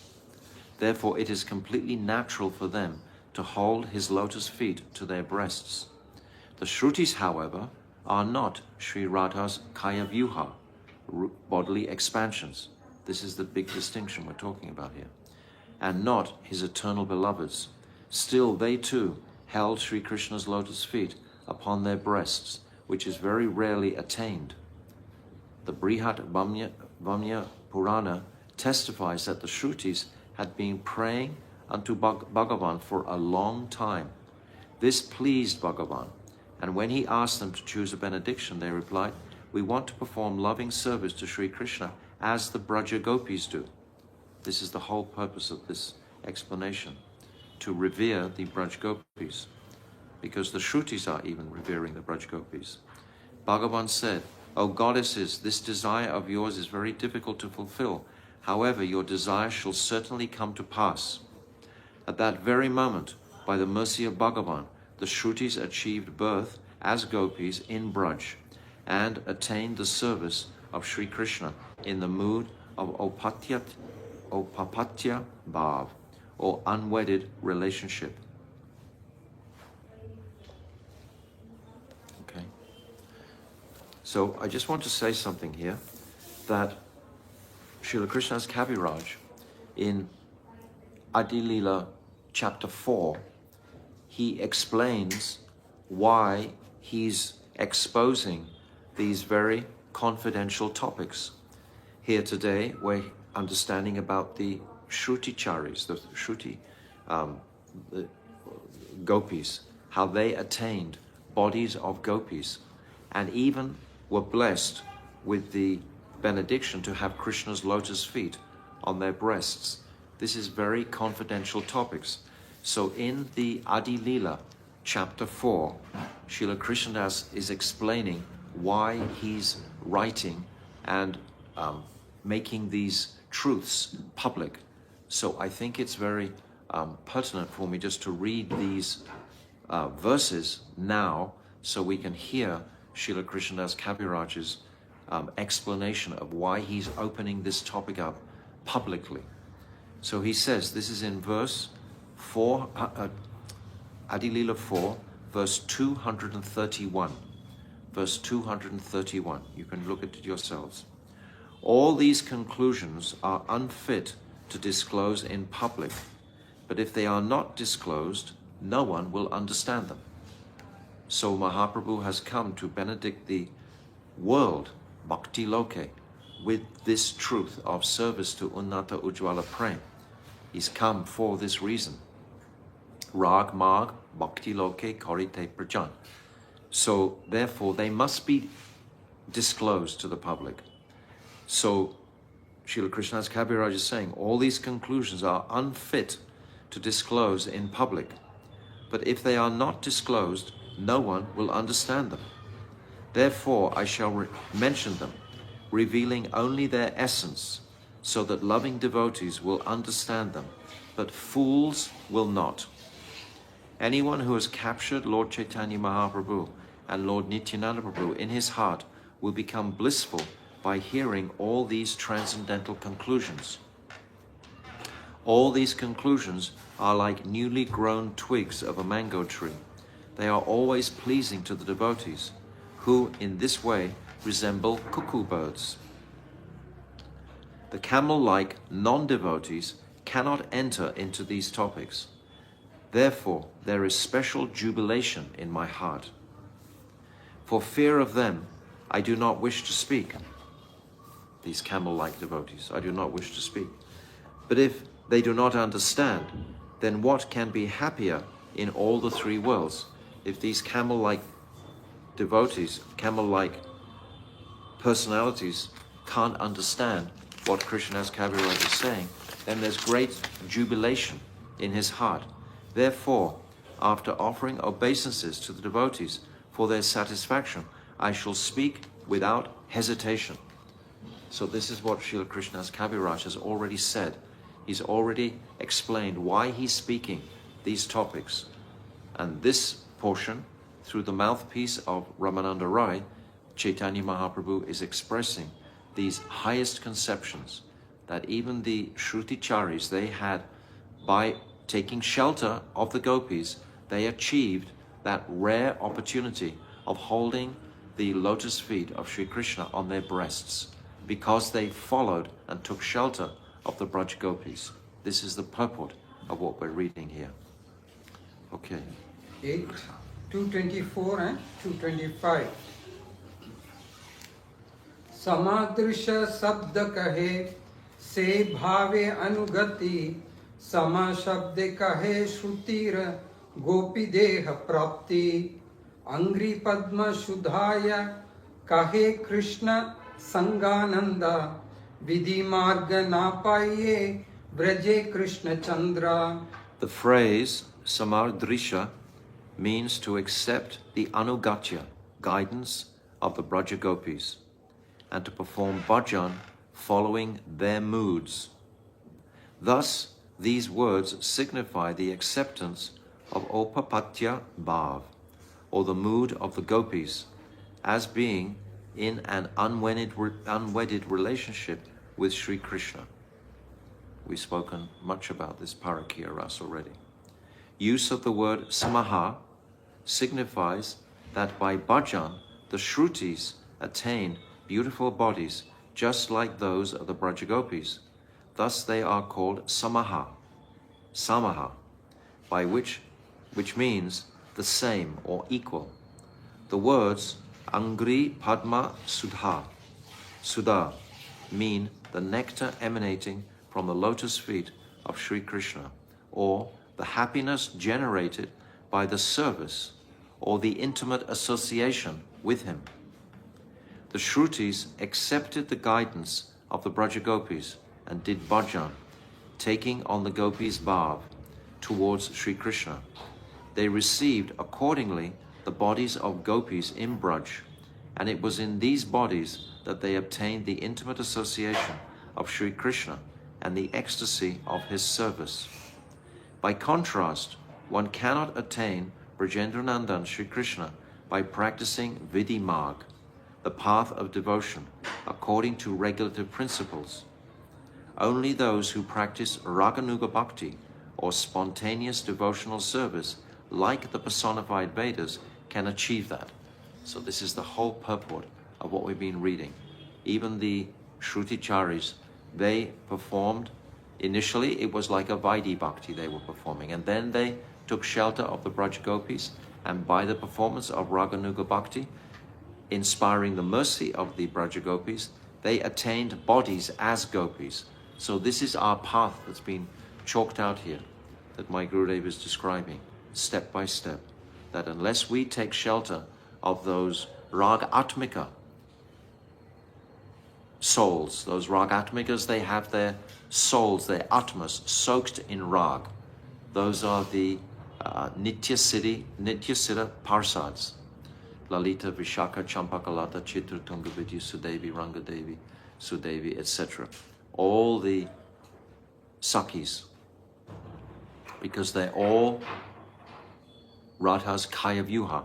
But the Shruticharis were not Radha Kaya Vyuha, yet they attained the same bhav as the gopis by taking shelter of the gopis. In support of this, the following verse is also quoted. 8:226.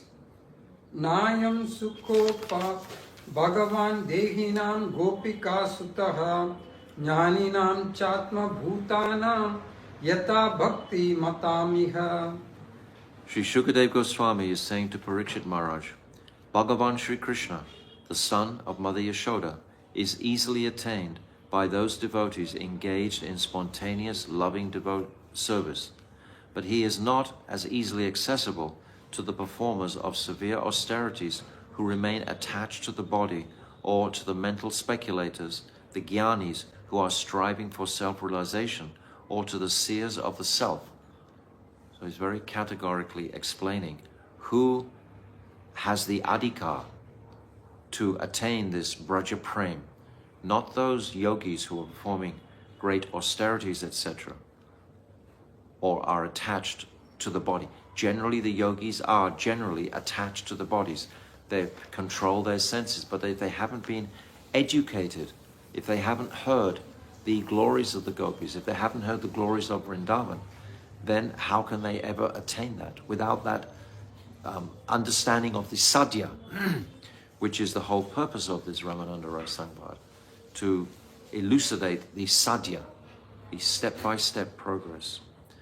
So Bhagavan Sri Krishna allowed Mother Yashoda to experience indescribable joy in considering him to be an ordinary child, as she witnessed his childish restlessness and bound him with a rope.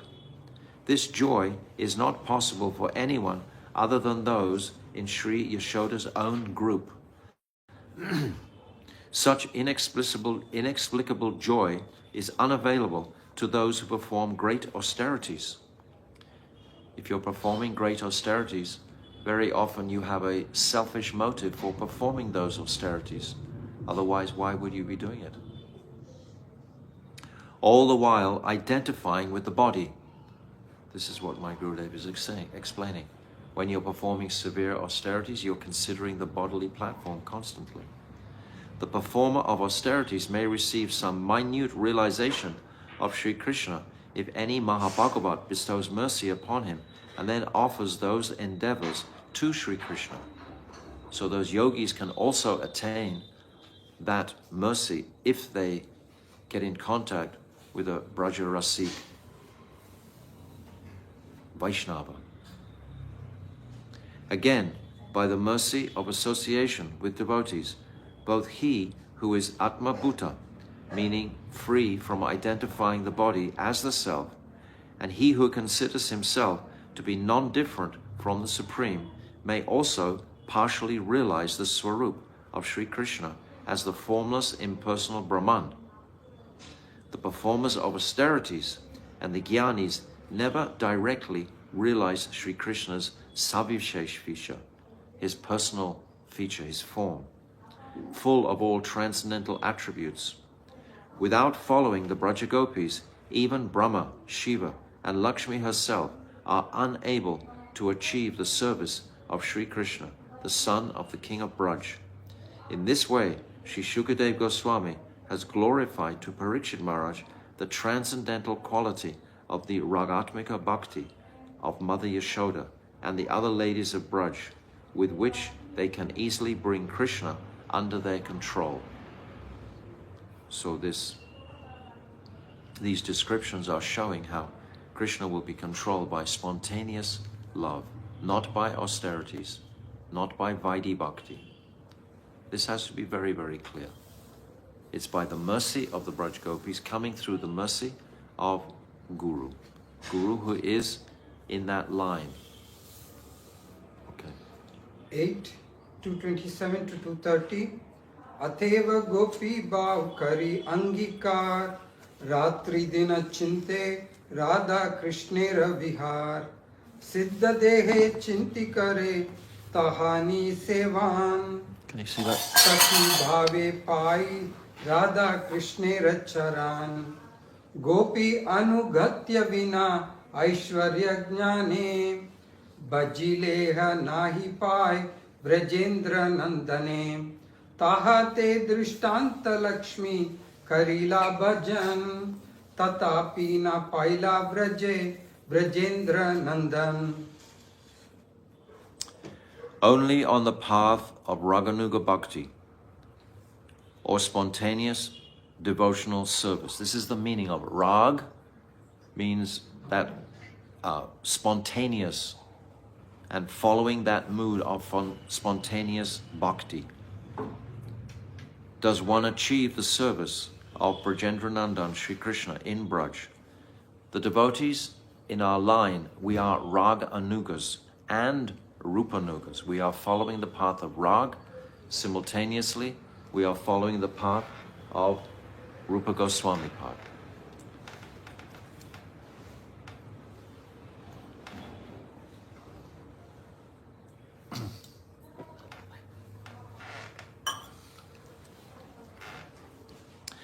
That same achievement is not possible on the path of Vaidhi Bhakti or regulative devotional service. Therefore, the sadhak should submit himself to the mood of the gopis and day and night always think of Sri Radha and Krishna's pastimes that occur at that time of the day. So we've described this many times, the Asta Kalya Lila, from Nishanta Lila, Prata Lila, Purvana Lila, Madhyana Lila, Apuvarna Lila, Syayam Lila, Pradosh, and Ratri Lila. These 8 yamas of the day should be our meditation if we want Braja Prem. Holding in mind the spiritual body that one has received from the spiritual master and being endowed with the moods of the Sakhis, one should perform service via the appropriate internally conceived spiritual form. Guru, the spiritual master, doesn't necessarily have to be present when he bestows that realization of our Siddhadeya. If we have made a significant relationship in Vishrambha Seva with our Guru while our Guru is present on the planet, then we become qualified in some future time or even lifetime to receive from him realization of our spiritual form. We shouldn't think that, oh, my Gurudev has left this world and I don't have haven't had a revelation of my Siddhadeya. That Siddhadeya can be bestowed by any Rasik Vaishnava or Braja Rasik Vaishnava. He can bestow that realization from the apricot realm by our fervent and enthusiastic prayers to attain that. He will, of course, be realizing that, and he will bestow that when our adhikar has attained the right condition for him to do that. So it's saying internally conceived spiritual form, Manasi Seva, to the feet of Sri Radha and Krishna, according to the appropriate place and time that their pastimes are being performed. He will give us entrance into that world. One can only attain service to the divine couple's lotus feet by adopting the mood of the Sakhis, without accepting the guidance of the Braja Gopis and being endowed with the moods of awe and reverence instead. Despite being engaged in devotional service, a person will be overcome by knowledge of the Lord's opulence. If we maintain that hold on the Lord's Aishwarya nature, then we cannot enter. So that Aishwarya nature has to be purified. It will be purified by pure attraction and seva. Guru will give us that ability to purify that Aishwarya tendency. The goddess of fortune, Lakshmi Devi, who worships the Lord in the mood of awe and reverence, could not, despite performing very severe austerities and worship, achieve loving service to Brajendranandan, Sri Krishna, like that of the gopis of Braj, without becoming subservient to them. The gopis, they asked her, can you make cow patties? Oh no, I've never made them. Can you leave your husband? Never. I'm a Brahmani. So that abhiman was there of being a Brahmani. By the mantra and bhav. Now this is describing in the footnote here, these bhavs refer to Ekadash bhavs, the 11 integral parts of one's spiritual form as a resident of the transcendental Brajadam, and Panchadas, 5 stages of development in one's spiritual absorption, culminating in Samadhi. So these are stages. These Ekadash bhavs are described in Jivadharma very clearly. This Sambandha, are we in Sakya, Dasya, Sakya, Vatsalya, etc., Madhurya? What is our Sambandha with our Ishtadev? Vyas, what is our age? Nam, name, Rup, personal form. Yut, Radha Bhav, Radha alone. Vesh and Guna, dress. Agyan, specific instructions. Vas, residence, eternally in Vraj. Seva, exclusive service. Parikashta, swasa, the summit of emotion, life breath, and Palyadasi Bhav. These are the 11 or Ekadash Bhavs that Guru will bestow on the qualified sadhak, just as we read in Jivadharma, Braj Kumar, Vijay Kumar, he's bestowed these Ekadash Bhavs, and realizing his true spiritual form. So, where were we up to? Goddess Puja. Received from the Guru. Where is it? Last paragraph. Received from the Guru. By the mantra and bhav. Oh, sorry. By the mantra and bhav received from the Guru, who is expert in tasting the mellows of Braj, and by following the appropriate sentiments of one's particular relationship with Sri Krishna, one should become absorbed day and night in the remembrance of Radha and Krishna's Astakaliya Leela, their eternal pastimes performed throughout the day. So we have this opportunity to approach this very exalted topic. We have all the materials here, Jivadharma in particular, Chaitanya Charitamrita. We have the 10th canto of Bhagavatam. We have this Rai Ramananda Sangbad with these commentaries. We have all the indications of actually how to proceed. What is lacking is our absolute faith, our strong faith in these topics.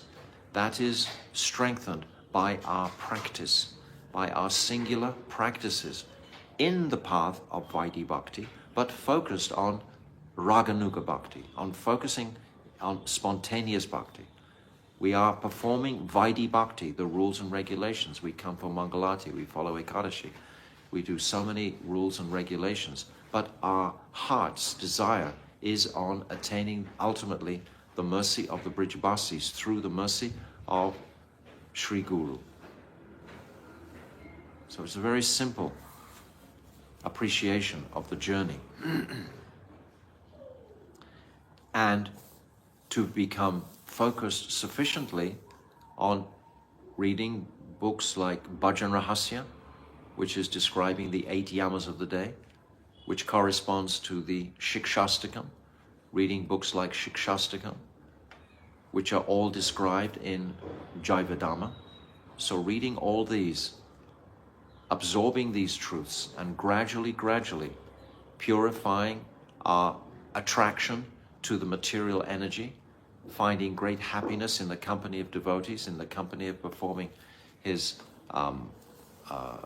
festivals, pastime, appearance days, etc. Which reminds me that tomorrow, in case I forget, is my Gurudev's appearance day. Srila Bhaktivedanta Narayan Goswami Maharaj's appearance day is tomorrow. So tomorrow here, we will, 3 of us, we will glorify my Gurudev. We will offer Pushpanjali to my Gurudev. We won't be reading tomorrow from Ramananda Rai Sangbad. We will highlight the glories of our beloved Srila Bhaktivedanta Narayan Goswami Maharaj and pray for his mercy, because this is what we're actually talking about here in the commentaries. So we'll honor that tomorrow. So externally, by the sadhak deha, the sadhak's body, one should follow the limbs of bhakti, such as singing kirtan, chanting a fixed number of holy names daily. We've just said this. We have to follow these principles of Vaidhi Bhakti and offering prostrated obeisances to the deities, the Vaishnavas, and to the Lord's dhams, associates and pastime places. Internally, however, in one's mentally conceived spiritual body, one should remain absorbed in the eightfold daily pastimes of Sri Radha and Krishna, so that one may achieve perfection. So we should take a rain check. What am I doing in my life? How am I proceeding in this path? Is my principal meditation throughout my day in maintaining my grihastha ashram, in making 2-3 meals a day, in just looking after my family, in keeping healthy and fit bodily? Is that my principal focus of attention?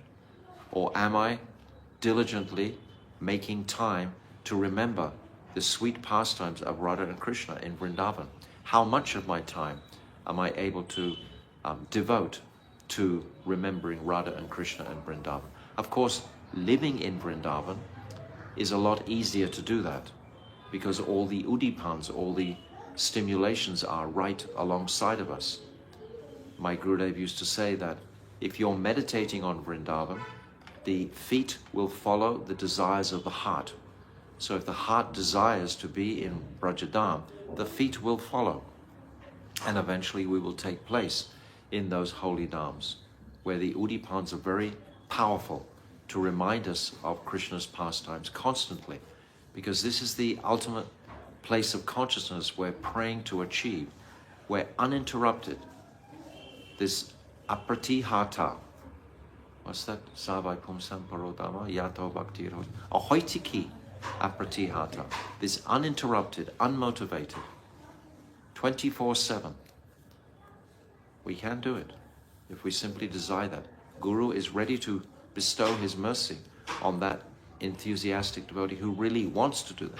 Do we really want to give up our attachments to our home and families and our material activities? How much do we want to give that up? If we really want to give that up, we'll start making progress towards that detachment. But that detachment is not the goal. The goal is attachment. The goal is attachment to Radha and Krishna's pastimes. That's how the detachment automatically comes. First of all, we become engrossed in the kirtans of Radha and Krishna, become engrossed in the pastimes of Radha and Krishna, hearing Harikatha about these topics, become engrossed in that, wanting this more than anything else. A hunger will envelop the consciousness just to hear this repeatedly again and again. A hunger so intense that I won't even want to care about what I eat or where I'm living or my various circumstances. They'll become very, very secondary. And this hunger will engulf me to run very fast to the service of Radha and Krishna. But it's attachment that is going to manifest that. Attachment to Harikatha. This is what's going to make that possible. Not if we're just focusing on detachment. That's like we become like a yogi. This vairagya. We're not tyagis, we're not yogis. We're bhaktas who want to perform seva to Sri Radhika. And performing seva to Radhika means performing seva to her manjaris, which is our Guru Varga. So internally, however, in one's mentally conceived spiritual body, one should remain absorbed in the eightfold daily pastimes of Sri Radha and Krishna, so that one may achieve perfection. If one does not accept the anugatya of the mood of the gopis and remains fixed in the concept of awe and reverence, thinking Sri Krishna is Swayam Bhagavan, the supreme controller, the Lord of unlimited universes, and I am a most insignificant jiva, then even despite performing bhajan, one can never achieve Brajendra Nandan. It's a very, very high conception, isn't it? Especially, I'm living here in South India, amongst great moods of Aishwarya historically. Sri Ranganath is here, Tirupati is here. So many great personalities are being worshipped in high veneration, high awe and reverence. How can we even think of ignoring that or considering that there is something beyond the awe-inspiring form of the Lord? There is the sweetness of Brajendrananda, and that can be reconciled by the mercy of the gopis. It doesn't mean we, in the slightest way, disrespect the mightiness of Krishna's manifestations in Venkateshwara, for example, these different personalities. But we know that the highest personality is Brajendrananda and Shyam Sundar. It's just like the different stages of the moon. The moon has many stages. They're all considered to be glorious because they're all part of the moon.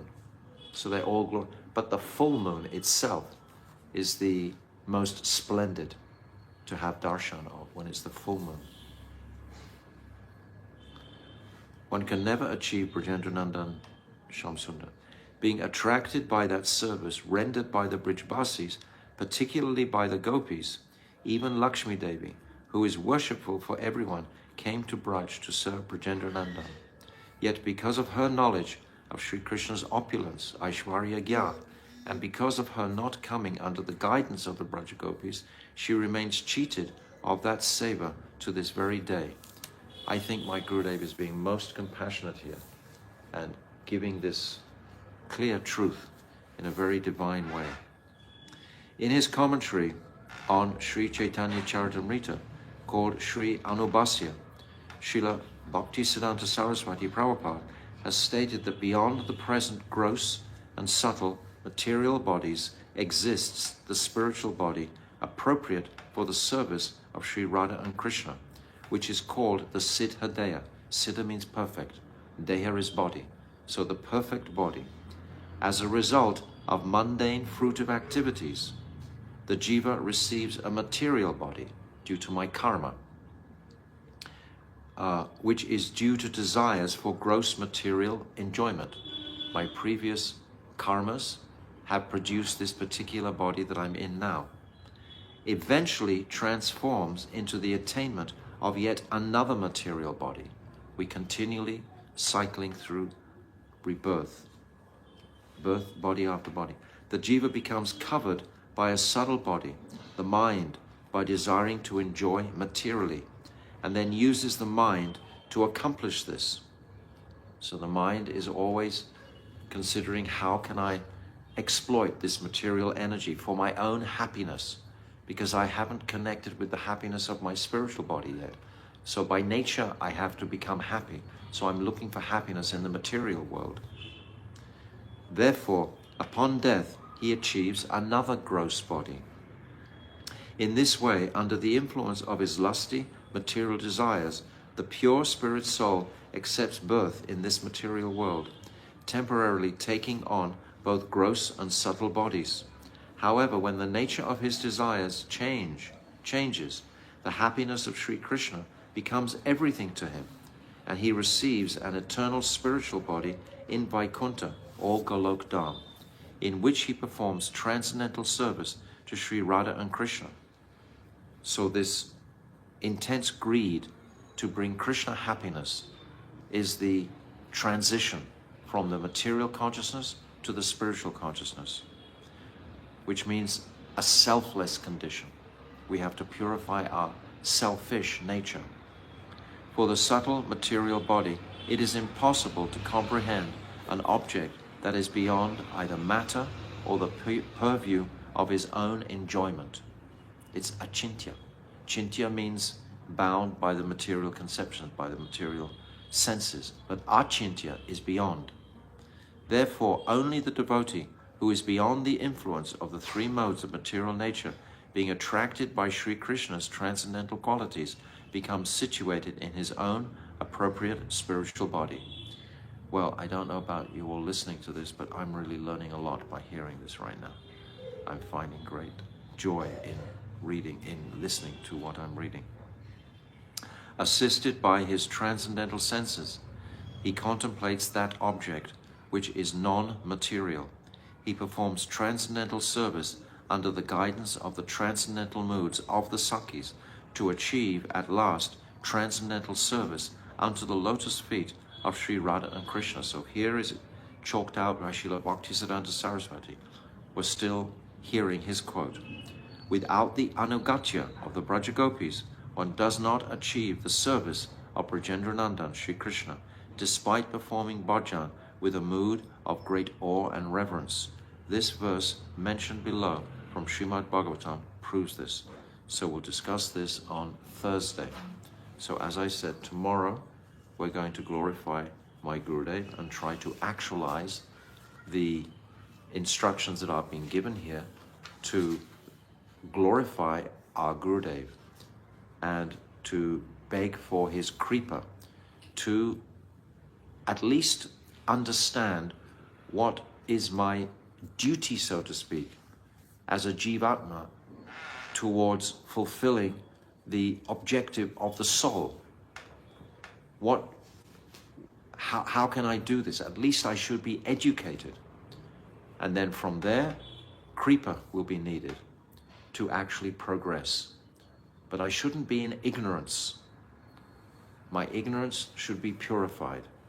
So we're walking through all these steps, giving up. When you take a new step, you give up the previous step, etc., etc. So all of us, according to our particular adhikars, are progressing exactly as we should be. Everything is exactly as is ordained, so to speak. We're going at the pace that we're capable of going at. And Sri Krishna and Sri Guru and the Vaishnavas are there to support that. So Sri Rai Ramananda Sangvad ki jai. Siddhadeya Revelation ki jai. Gold Premanande Hari Hari Bol.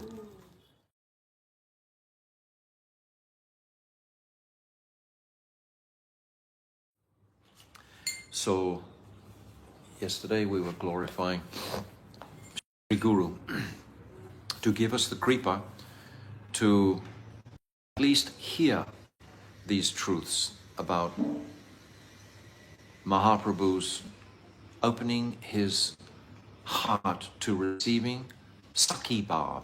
Sakhi Bhav means Radha Bhav from Ramananda Rai. By this connection, we understand Ramananda Rai Vishaka. Vishaka so close to Sri Radhika, born at the same moment as Sri Radhika.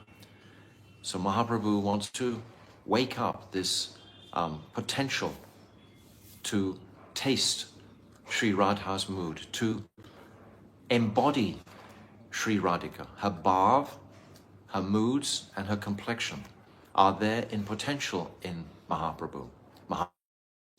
Shyam Sundar, Brajendranandan. But he desires to take the role of the ashraya, to serve the Vishnu. So he wants to taste the sweetness of serving himself through the efforts of Sri Radhika. Radhika, every atom of her being is only made of desire to please and pacify Krishna's calm, to serve Sri Krishna. So Mahaprabhu wants that mood of the ashraya. And by this meeting, this very sacred meeting with Ramananda Rai, that dormant, that potentiality is waking up. Because prior to this, we've already explained, in Navadvip Dham, Mahaprabhu was more in a mood of Shamras, even though he was tasting Mahabhav during the Ras Leela pastimes at Srivasangam, no doubt. My Gurudev has explained like this, otherwise it wouldn't be Vrindavan. It wouldn't be the same as Vrindavan if that experience of Mahabhav hadn't been there in the heart of Krishna as Mahaprabhu. So he's tasting that in that Sankirtan Ras. But the Ruda and Adi Ruda that Sri Radhika experiences, particularly in her separation moods, this is being woken up now by Ramananda Rai. Fully. Mahaprabhu doesn't, he's Krishna himself directly, but he doesn't know all the moods of Sri Radhika, the Ashraya. He doesn't know that he has those three desires. Sri Radhaya Pranaya Mahima Kidrishova Naiva Svadyena Buddha Madhurima Kidrishova Madhya Sokyam Kasyam Mad Anubhavat Kidrisham Vetilobat Tat Bhavadya Samajani Sachigarbo Sindhu Harindu. To taste understand the glories of Radhika's love. He doesn't, as Krishna, he appreciates Sri Radhika to such a magnitude that she can control him. But at the same time, what is that mood within Radhika that is able to control him? And what is that bliss that Sri Radhika experiences, which is actually billions, millions of times greater than the bliss that Brajendranandan Shyam experiences himself? We said so many times, Krishna will taste up to the degree of Mahabhav. But Sri Radhika goes beyond that to Rudha and Adiruddha. This is higher. These Sattvika Bhavs are blazing fully. This Adiruddha Bhav, all Sattvika Bhavs are blazing. So Brajendranandan wants to taste that. And this conversation is waking this up. So Mahaprabhu has been walking through all the different options on what is the ultimate reality in life, because we're going to come to this Prem Vivart Vilas, or Prem Vilas Vivart. What is the nature of Prem?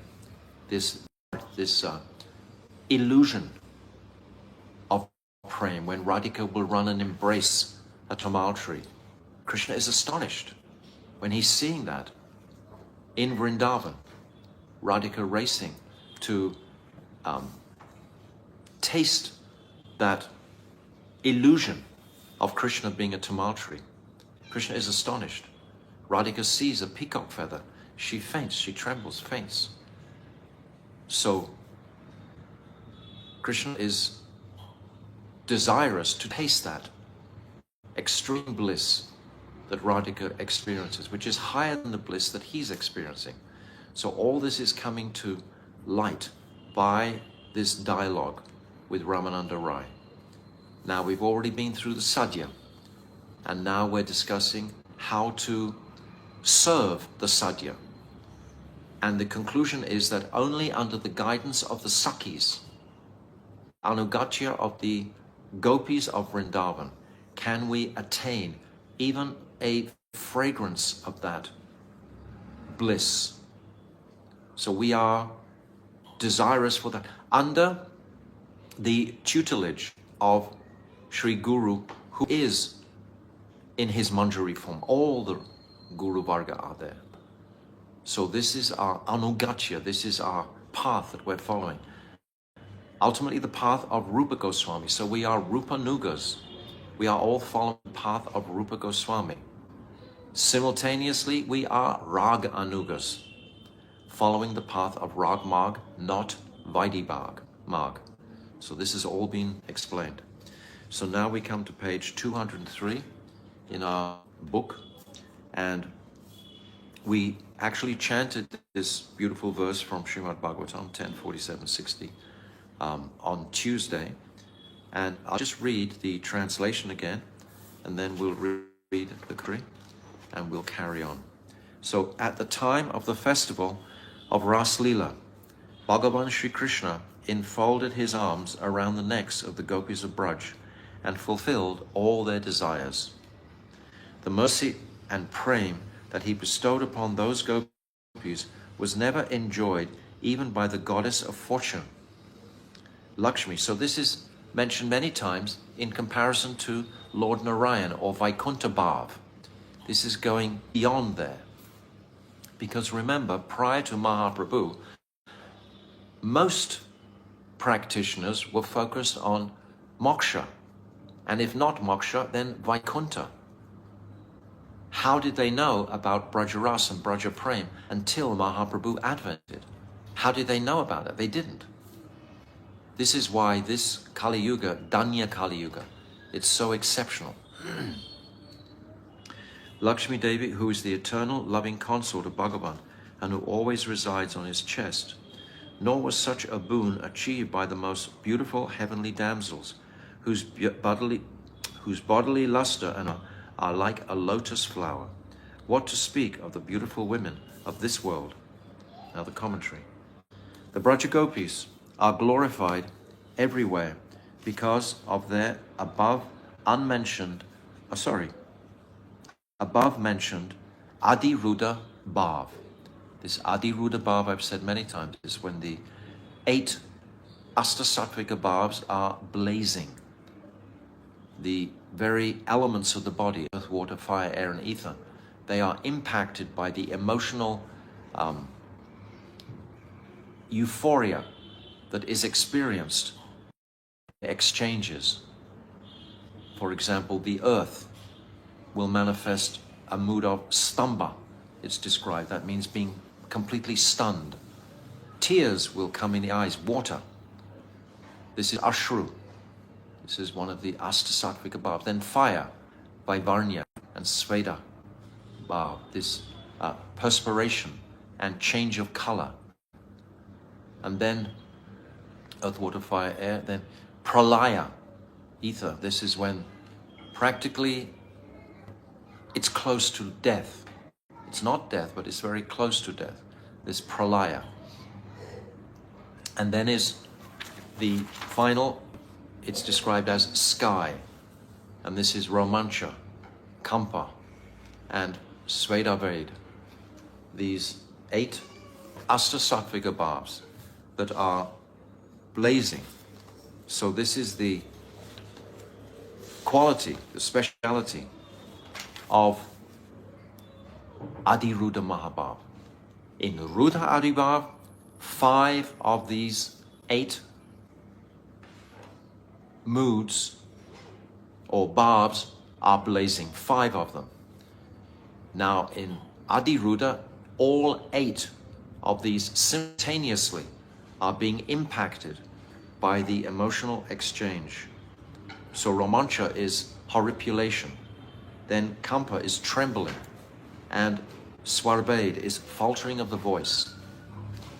So it's helpful for us to appreciate this nature, because this is a speciality that Mahaprabhu, as Radha, wants to experience. He wants to experience specifically this Adiruddha Mahabhav, which becomes Madanakya Mahabhav or Mohan Akya. Mohan is in separation, Mohan and Modan. These are the separation. Mohan is the 5 blazing Sattvika Bhavs, and Modan is 5, and Mohan is 8. So we have Madan and Mohan. Madan, Mohan. This is meeting and separation. So, my Gurudev continues. The Braj Gopis are glorified everywhere because of their above-mentioned Adiruddha Bhav.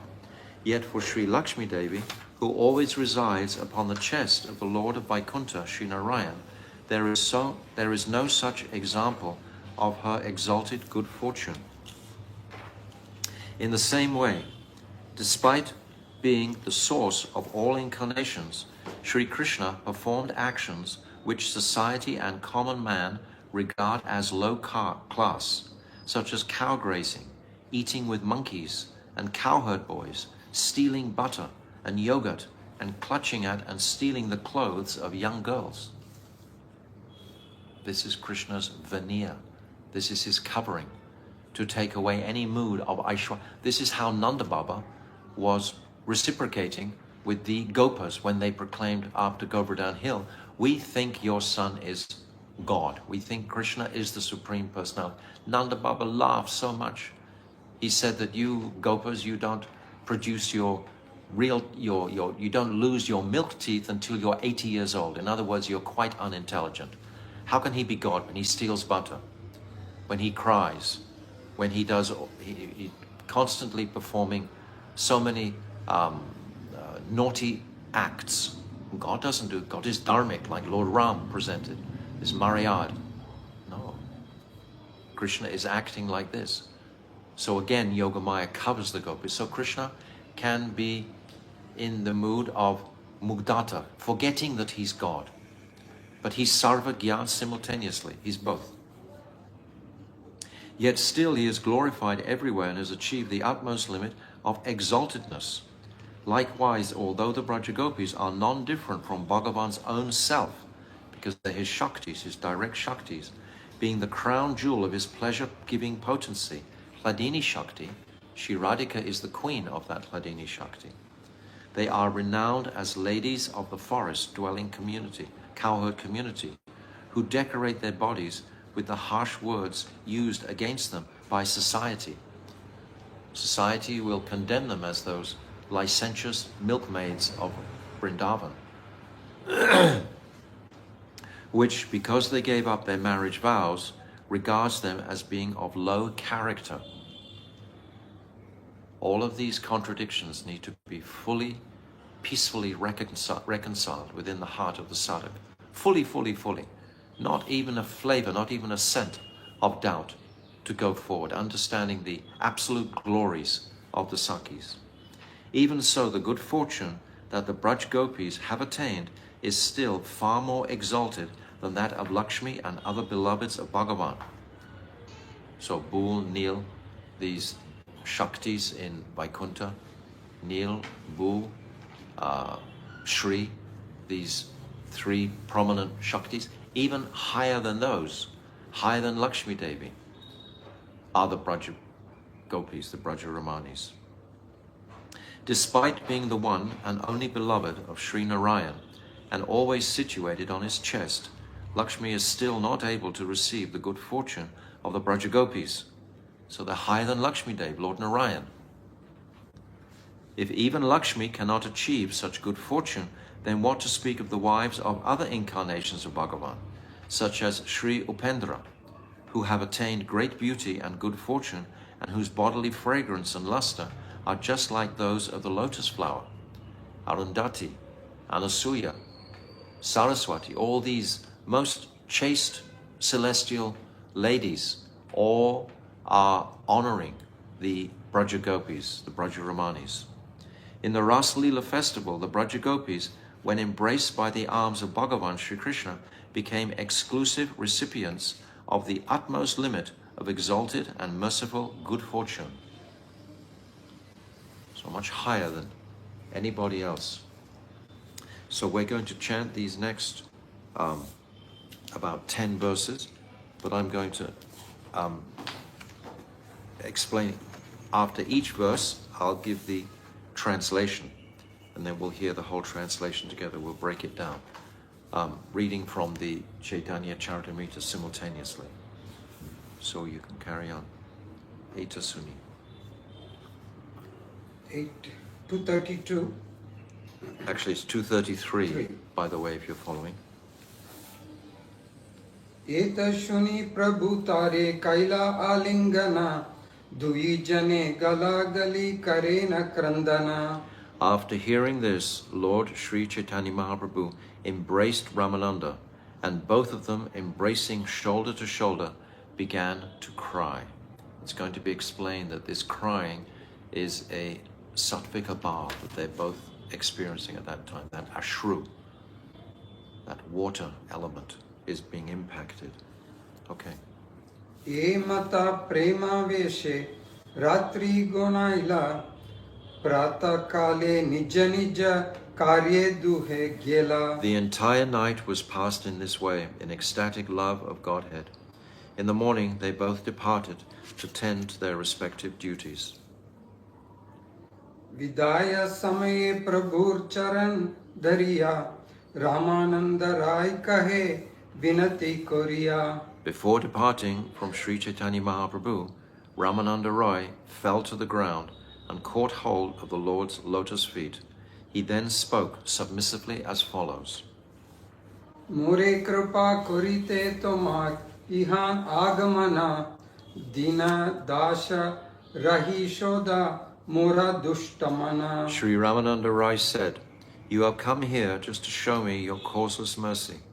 Therefore stay here for at least 10 days and purify my polluted mind." Toma vina anya nahi jiva uddharite, Toma vina anya nahi Krishna prema dite. But for you there is no one who can deliver all the living entities. For you alone can deliver love of Krishna. Prabhu kahe ailana shuni tomar guna, Krishna kata shuni shuddha karayite mana. The Lord replied, "Having heard about your good qualities, I have come here. I have come to hear about Krishna from you, and thus purify my mind." Eche sunilun taiche, dekilun tomar mahima, Radha Krishna prema rasa jnanera tumi sima. Now that I have actually seen your glories, what I heard about you is confirmed. As far as the pastimes of Radha and Krishna in a loving mood are concerned, you are the limit of knowledge. And there's a purport by Bhaktivedanta Swami Prabhupada I'll read here, just a few lines. Sri Chaitanya Mahaprabhu found Ramananda Roy to be the best authority in transcendental knowledge of the loving affairs between Radha and Krishna. In this verse, the Lord actually states that Ramananda Roy was the limit of this knowledge. Dasha dinir khakata yavat ami jiba, Tavat tomar sanga chadite na riba. Sri Chaitanya Mahaprabhu continued, "To say nothing of 10 days, as long as I live, I shall find it impossible to give up your company." Nirachale tumi ami, takiba ek sange, Suke gunai ba kala, Krishna kata range. You and I shall remain together at Jagannath Puri. We shall pass our time together in joy, talking about Krishna and his pastimes. Eta bali duhe nija karya gela, Sandhya kale rai puna ashiya milila. In this way, they both departed to perform their respective duties. Then in the evening, Ramananda Rai returned to see Lord Chaitanya Mahaprabhu. Anyonye mili duhe nibrite vashiya, Prashnottara goshtika he anandita hana. Thus they met time and time again, sitting in a secluded place and jubilantly discussing devotional service by the question and answer process. Prabhu puche Ramananda karena uttara, Ye mata sheratre kata paraspara. Sri Chaitanya Mahaprabhu asked the questions and Sri Ramananda Rai gave the answers. In this way, they were engaged in discussion throughout the night. So now I'm going to read the translation of all of these Bengali shlokas together, collectively. After hearing this most unprecedented Rasa Siddhanta, Sri Chaitanya Mahaprabhu became overjoyed and embraced Sri Ramananda Rai. Each embraced the neck of the other, and both of them began to weep. They passed the entire night in this manner, absorbed in discussions and overwhelmed by ecstatic praying. In the morning they departed, so as to tend to their respective duties. When it came time to part from Chaitanya Mahaprabhu, Sriman Ramananda Roy caught hold of the Lord's lotus feet and spoke with extreme humility, saying, "O Lord, you have come here just to bestow your mercy upon me. Therefore, please stay here for at least 10 days and purify my polluted mind. Other than you, there is no one who can deliver this jiva, and you alone can give love of Krishna."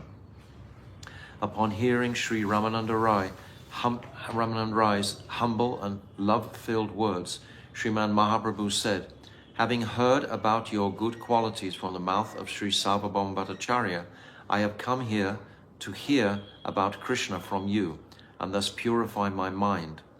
Now I am seeing your glories." Both of them are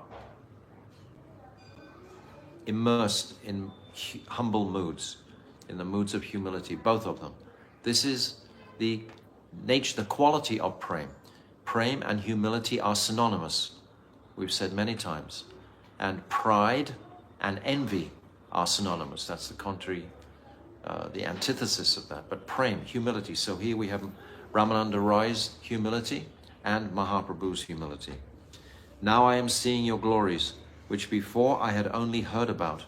You are the most learned in the tattvas of Sri Radha, Sri Krishna, Prem and Ras. What to speak of 10 days? I will not be able to leave you throughout my whole life. We will remain together in Jagannath Puri, where we shall spend our time happily, completely delighted by speaking Krishna Katha. So now Mahaprabhu's desires to fulfill his innermost desire, to taste Radha Bhav as the Ashraya in the company of Vishaka Devi, and eventually back in Jagannath Puri, the company of Lalita Sakhi in Swarup Damodar. So these two personalities would be the only ones that would be there in the Gambhira. So Gadadhar Pandit is staying in Tota Gopinath temple. Gadadhar Pandit is directly Sri Radhika, but she could not possibly come in to that confidential discussion, because then Mahaprabhu would lose his mood of Radha Bhav. If Sri Radha was sitting there directly as Gadadhar Pandit, how could Mahaprabhu himself immerse himself in her mood? That would be impossible. My Gurudev gives the example, like if a young man in a village has just become married, he's been married for 6 months, and then his wife dies, and the whole village comes to commiserate with him and give him their sympathies, except for one woman whose husband has also just recently died. She knows the pain of separation, just as Gadadhar Pandit knows the pain of separation from Krishna. So Gadadhar Pandit cannot support Mahaprabhu in that way. Actually, we know the way Gadadhar Pandit supports Mahaprabhu. Mahaprabhu will go every day to the Tota Gopinath Mandir. Mahaprabhu manifested this Tota Gopinath deity as non-different from himself, put in the hands of Gadadhar Pandit to worship. Gadadhar was so anxious to perform seva to Gopinath. Mahaprabhu gave him Gopinath.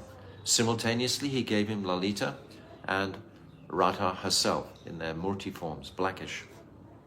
So every day Mahaprabhu would come to the Tota Gopinath temple and listen to the verses from Srimad Bhagavatam, spoken by Gadadhar Pandit. And at night he would come back to the Gambhira in the company of Swarup Damodar and Ramananda Roy and relish those verses that he'd heard from the mouth, lotus-like mouth of Gadadhar Pandit during the day. And it's described actually that all of Srimad Bhagavatam Mahaprabhu would hear with great relish. He would hear Dhruva Charita, he would hear Prahlad Charita, he would hear all these different pastimes, Ajamil, etc., from all of the Bhagavatam with great relish and happiness. And he would come back in the evening, and in the company of Ramananda Roy and Swarup Damodar, he would relish those moods that he had acquired from associating with Gadadhar Pandit. But Gadadhar himself, herself, could never come into the Gambhira, ever, at any time. Speaking thus, they both went away to perform their respective duties, and again at dusk, Sri Ramananda Roy came to meet with Mahaprabhu. After greeting each other, they went to a solitary place and sat down. With great happiness, they began to ask each other questions and receive answers. Srimad Mahaprabhu asked the questions, and Ramananda Roy answered them. In this way, the entire night passed in discussion. This is the way that the Bhasyas are composed. All the different Govinda Bhasya, etc., they're composed of questions and answers, questions and answers, questions and answers. This is how knowledge is enumerated in the Shastras, by questions and answers. So this is the same format that Ramananda Roy is going to follow with Mahaprabhu. Mahaprabhu will be asking the questions, and Mahaprabhu will be listening to the answers. When the passage explains that they were weeping, it actually means they were both affected by sattvika bhavs. This is what we just explained previously. For that reason, their throats were choked. And because their discussions, that's swabhed, we said in the final sattvika bhav. There are 5 degrees of intensity in the sattvika bhavs. There's domyata, which means like smoldering. Then there's, jwalita, which means there is some fire is coming. And then there's dipta, udipta, and sudipta. Udipta, dipta, and sudipta. These 5 stages of intensity. We should mark this, because this is what Mahaprabhu wants to taste. He wants to taste this Ruda and Adiruda Mahabhav. So what does that mean? So devotees should be knowledgeable of what it means. It's not difficult. And because their discussions were full of prema, both of them began to cry. Here, Goshti, or meeting, particularly refers to the conversation between them. So this is the conclusion of this section of Ramananda Rai under the guidance of the Sakhis. And I would encourage you all to read this numerous times to catch up what is our abhideya, what is our method of practice to achieve the sadhya, which we heard in the previous chapter, the description of Prem Vilas Vivart, or Prem Vivart Vilas, either way. So understand the sequence, the structure of this Ramananda Rai Samvad.